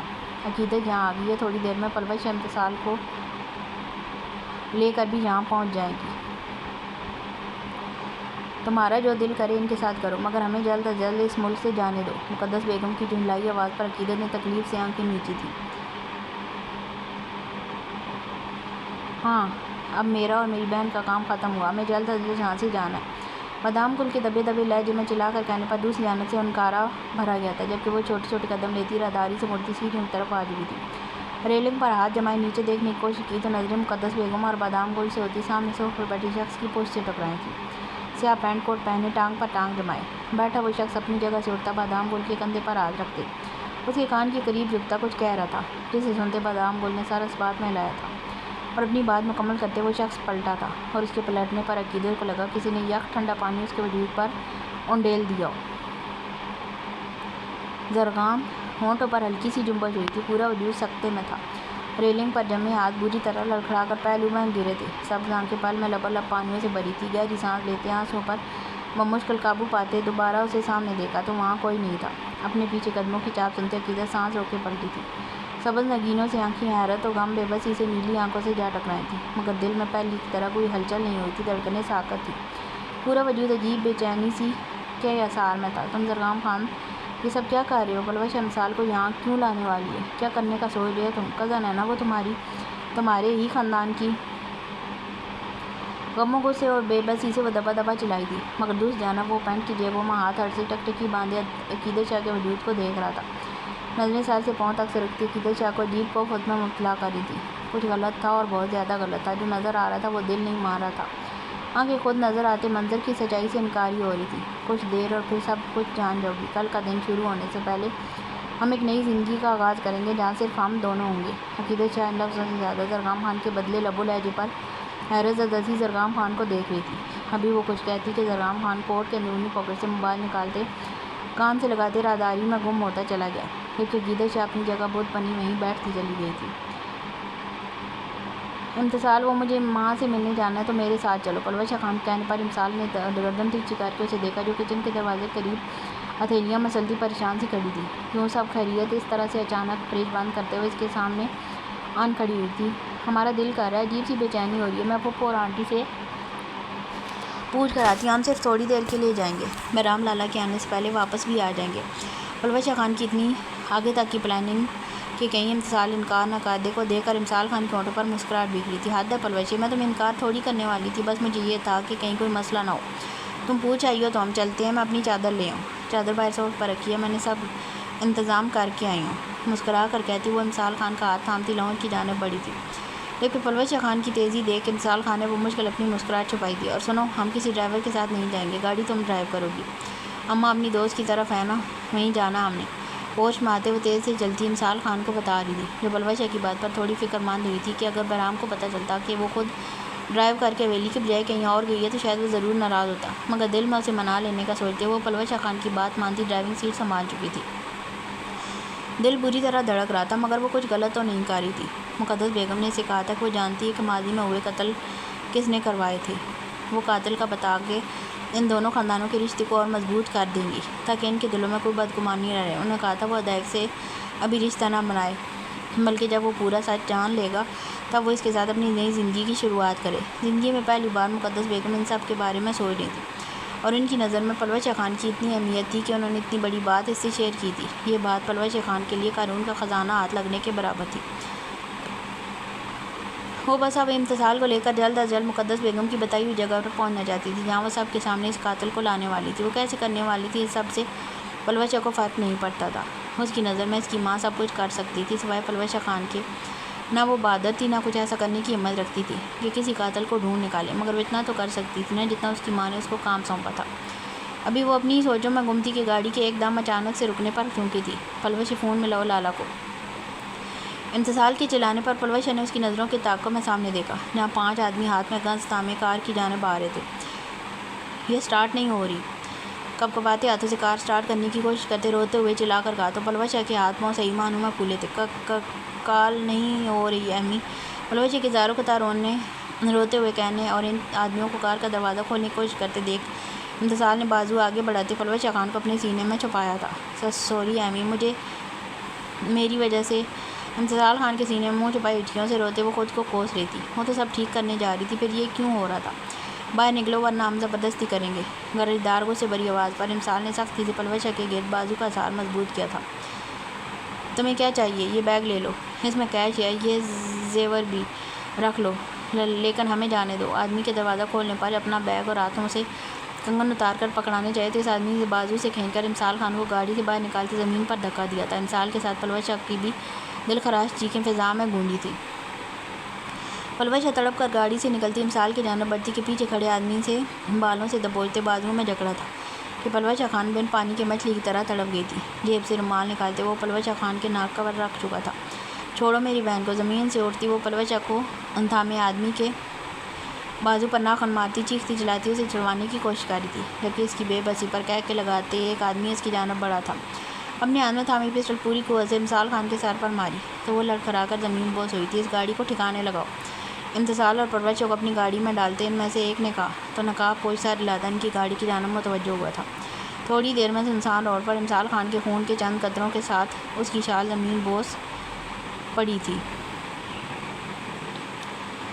گارڈ کے گیٹ کھولتے ہی بہرام شاہ زن سے گاڑی بھگاتا پورچ میں لایا تھا۔ ابھی وہ گاڑی روکتا کہ بلائے شاہ گاڑی کا دروازہ کھولتا باہر نکلا تھا۔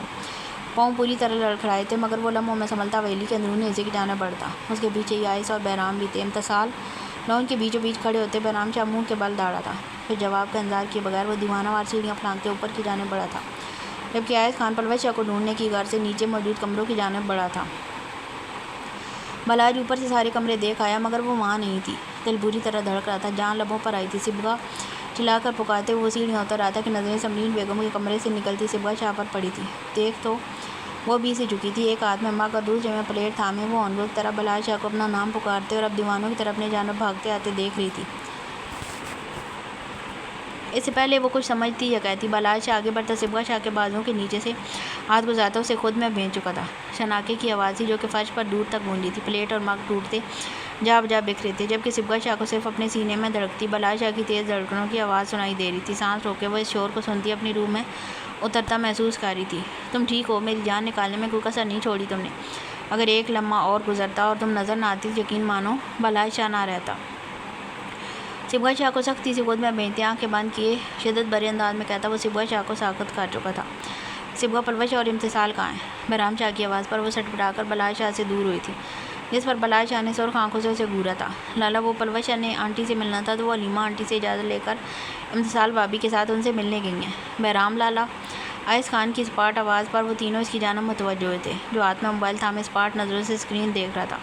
میں نے اس پلان میں اپنے دوست کو بھی انوالو کیا تھا، اس کے کہنے پر میں نے ہم سب کی گاڑیوں میں چپ لگائی تھی اور اس کے علاوہ کیمرہ بھی۔ امتسال کی گاڑی کی لوکیشن مل گئی ہے، ہمیں وہاں پہنچنے میں 1.5 گھنٹہ لگے گا۔ میں نے اپنے دوست کو بھی انفارم کر دیا، وہ اپنی ٹیم کے ساتھ آ رہا ہے۔ اور یہ کہ اسپاٹ لہجے میں کہتے آئس خان نے سختی سے ہونٹ بھینچے تھے، اوریا کے پینڈنٹ میں ٹریکر ہے اور اس کی لاسٹ لوکیشن پچھلے 6 گھنٹوں سے اس جگہ کی ہے۔ میری بیوی 6 گھنٹوں سے وہاں ہے لالا۔ سرخ انگارہ ہوتی آنکھوں میں وحشت لیے کہ لفظ چبا کر کہا تو بلائے شاہ نے سختی سی مٹھیاں بھینچی تھی اور پھر تیزی سیڑھیاں پھلانگتا اوپر اپنے کمرے کی جانب بڑھا تھا۔ کچھ دیر بعد وہ نیچے اترتا دکھائی دیا تو صبغہ کی جان لبوں پر آئی تھی۔ لالا، بلائے شاہ کے گھر کی عورتوں پر ہاتھ ڈالا ہے ان لوگوں نے، ایک شاہ کے گھر کی عزت پر، اور اب وہ لوگ قیامت سے پہلے قیامت دیکھیں گے، جہنم سے پہلے جہنم جی لیں گے۔ تیزی سے سیڑھیاں اترتے ایک ہاتھ میں تھامی گن آئس خان کی جانب اچھالی تھی۔ جسے اس نے تیزی سے کیچ کیا تھا۔ اپنی گن کو لوڈ کرتے تیزی سے زینے اترتے وہ بہرام شاہ کے سامنے آن کھڑا ہوا تھا۔ تم پولیس بلاؤ لالا، آپ پلان بنائیں اور بلائے شاہ ان کے جسموں کے پرخچے کرتا ہوا میں اڑائے گا۔ آگ سی تپش لیے کرا کر کہتے ایک نظر سبکہ شاہ کے زرد پڑتے چہرے پر ڈال کر باہر کی جانب بڑھا تھا۔ اس کے پیچھے یائس اور بہرام بھی باہر کی جانب تیزی سے بڑھے تھے۔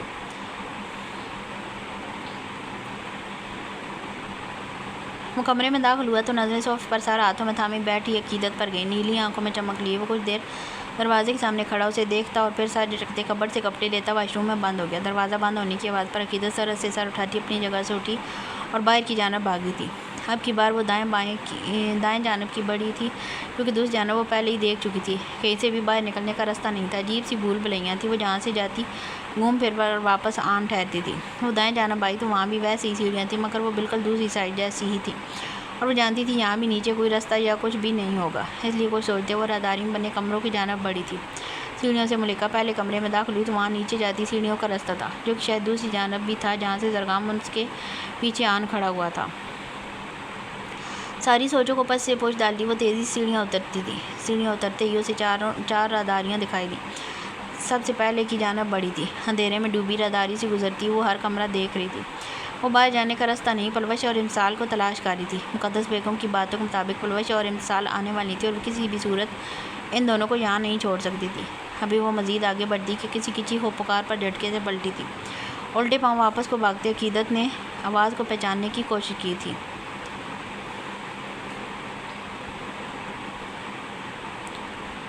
چہرے پر یخ ٹھنڈے پانی کے گرنے سے وہ ہوش میں آئی تھی۔ بری طرح کھانستے پلوش شاہ خان اپنی جگہ سے کھڑی ہوئی تو نظریں سامنے کرسی پر ٹانگ جمائے بیٹھی مقدس بیگم پڑ پڑی تھی جو ہاتھ میں تھامے جگ کو زمین پر اچھالتی کرسی کی پشت سے ٹیک لگائے پلوش شاہ خان کو دیکھ رہی تھی۔ ہم سب نے آپ سے محبت کی ماں، مگر آپ اپنی اولاد کے ساتھ یہ سب آنکھوں میں آنسو لیے شکوہ کنال لہجے میں کہا تو مقدس بیگم نے ہنکارا بھرا تھا۔ میری برسوں کی محنت تھی جسے یہ سب ملیہ میٹ کرنے پر تلے ہوئے تھے، صرف اس جائیداد پر اکلوتا حق چاہیے تھا نا، لیکن نہیں، سب کے سب قاتل ڈھونڈنے میں لگے ہوئے تھے۔ سوچو اگر قاتل مل جاتا تو کیا ہوتا؟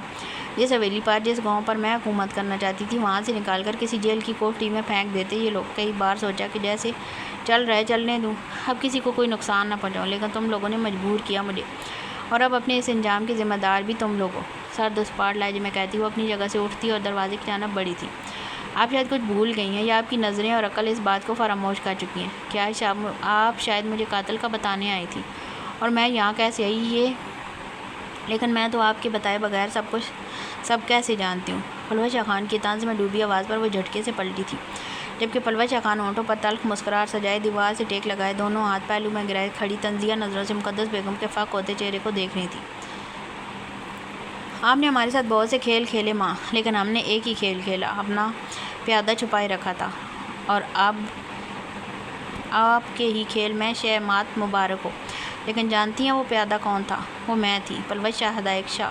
آپ کو یہ شکست میری وجہ سے ہوئی ہے، سپاٹ لہجے میں کہتی وہ مقدس بیگم کے اوسان خطا کر چکی تھی جبکہ نیلی آنکھوں کے کناروں سے نکلتے آنسو گالوں کو تر کرتے گردن میں جذب ہو رہے تھے۔ تبھی مقدس بیگم چیل کی طرح پلوش شاہ خان پر جھپٹی تھی، چہرے پر تھپڑوں کی بارش کرتی وہ پلوش شاہ خان کی گردن ہاتھ میں دبوچ چکی تھی۔ کیا کیا ہے کمبخت، بتا مجھے ورنہ ابھی جان لے لوں گی۔ منہ کے بل دھاڑتی وہ نہ جانے کتنے تھپڑ پلوش شاہ خان کے گلابی پھولے گالوں پر رسید کر چکی تھی۔ ہم یہ سب نہ کرتے ماں، ہم سب کو آپ نے مجبور کیا۔ کاش آپ حوریہ کے کمرے میں اس مرد کو بھیجنے کے پلان میں حامی نہ بنتی، کاش آپ ہدایت پر حملہ نہ کرواتی، کاش آپ ہم سب کو مارنے کی سازش نہ کرتی اور کاش آپ دوسروں کی بیٹیوں کا سودا نہ کرتی۔ اب آپ انجام کی ذمہ دار خود ہیں، ایک ایک لفظ چبا کر کہتی وہ مقدس بیگم کو تیش دلا گئی تھی جبکہ اس قدر زوردار تھپڑوں سے ہونٹ پھٹ چکے تھے۔ مقدس بیگم کے ہاتھ میں پہنی انگوٹھیاں چہرے کو زخمی کر چکی تھیں، مگر اب یہاں پرواہ ہی کیسے تھی، نہ مارنے والی کو نہ مار کھانے والی کو۔ مجھے سچ سچ بتاؤ کب سے کھیل کھیل رہی ہو؟ گلے پر دباؤ بڑھاتے سر پوری شدت سے دیوار میں مارا تھا۔ کچھ لمحوں کے لیے پلوش شاہ خان کو سب منظر اندھیرے میں ڈوبا نظر آیا تھا۔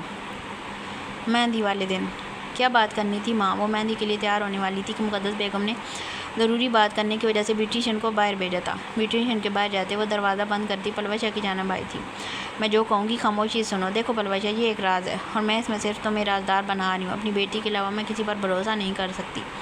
وعدہ کرو کہ اس راز کو راز رکھو گی اور جو میں کہوں گی وہ کرو گی۔ پلوش خان کو کندھوں سے تھام کر بیڈ پر بٹھاتے نرم لہجے میں کہا۔ تو پلوش خان نے ناسمجھی سی مقدس بیگم کو دیکھتے سارا اسبات میں لایا تھا۔ بیٹا میں جان گئی ہوں کہ تمہارے بابا اور اس خاندان کی خوشیوں کا قاتل کون ہے۔ مجھے بس کچھ ثبوت چاہیے کہ میں سب کے سامنے اس بات کو ثابت کر سکوں۔ تو میری مدد کرو گی نا، میں تمہارے باپ کے قاتلوں کو سامنے لا سکوں۔ ماں آپ کو کیسے پتہ چلا؟ لالا کو کیوں نہیں بتایا؟ ہمیں انہیں بتانا چاہیے نا، تاکہ وہ اس شخص کو پکڑ کر سزا دیں۔ مقدس بیگم کی بات ختم ہوتے وہ تڑپ کر گویا ہوئی تھی۔ اتنے سالوں بعد باپ کے قاتلوں کو پتہ چلا تھا۔ وہ چاہتی تھی جلد از جلد وہ انسان جیل میں ہو، اسے سزا ملے۔ نہیں، ابھی نہیں بتا سکتے، ورنہ تمہارے لالا اور پھر ہمارے خاندان کے کسی شخص کو نقصان پہنچانے کی کوشش کرے گا۔ تم بس وہ کرو جو میں کہہ رہی ہوں، ہدایت کے ساتھ ابھی اپنے رشتے کو آگے نہ بڑھانا، کیونکہ وہ کہیں نہ کہیں ابھی بھی تمہارے چچا کو قاتل سمجھتا ہے۔ جب اصل قاتل سامنے آ جائے گا تو اس کے دل سے ساری بدگمانیاں ختم ہو جائیں گی۔ پھر تم اپنے رشتے کا آغاز کرنا، اور بس اگر مجھے کسی دن اپنی بیٹی کی ضرورت ہو تو اس دن اپنی ماں کی مدد کے لیے آ جانا۔ کھڑے ہوتے نرم لہجے میں کہتی وہ پلوشہ کے سر اسپات میں لانے پر اس کے سر پر پیار کرتی باہر نکل گئی تھی۔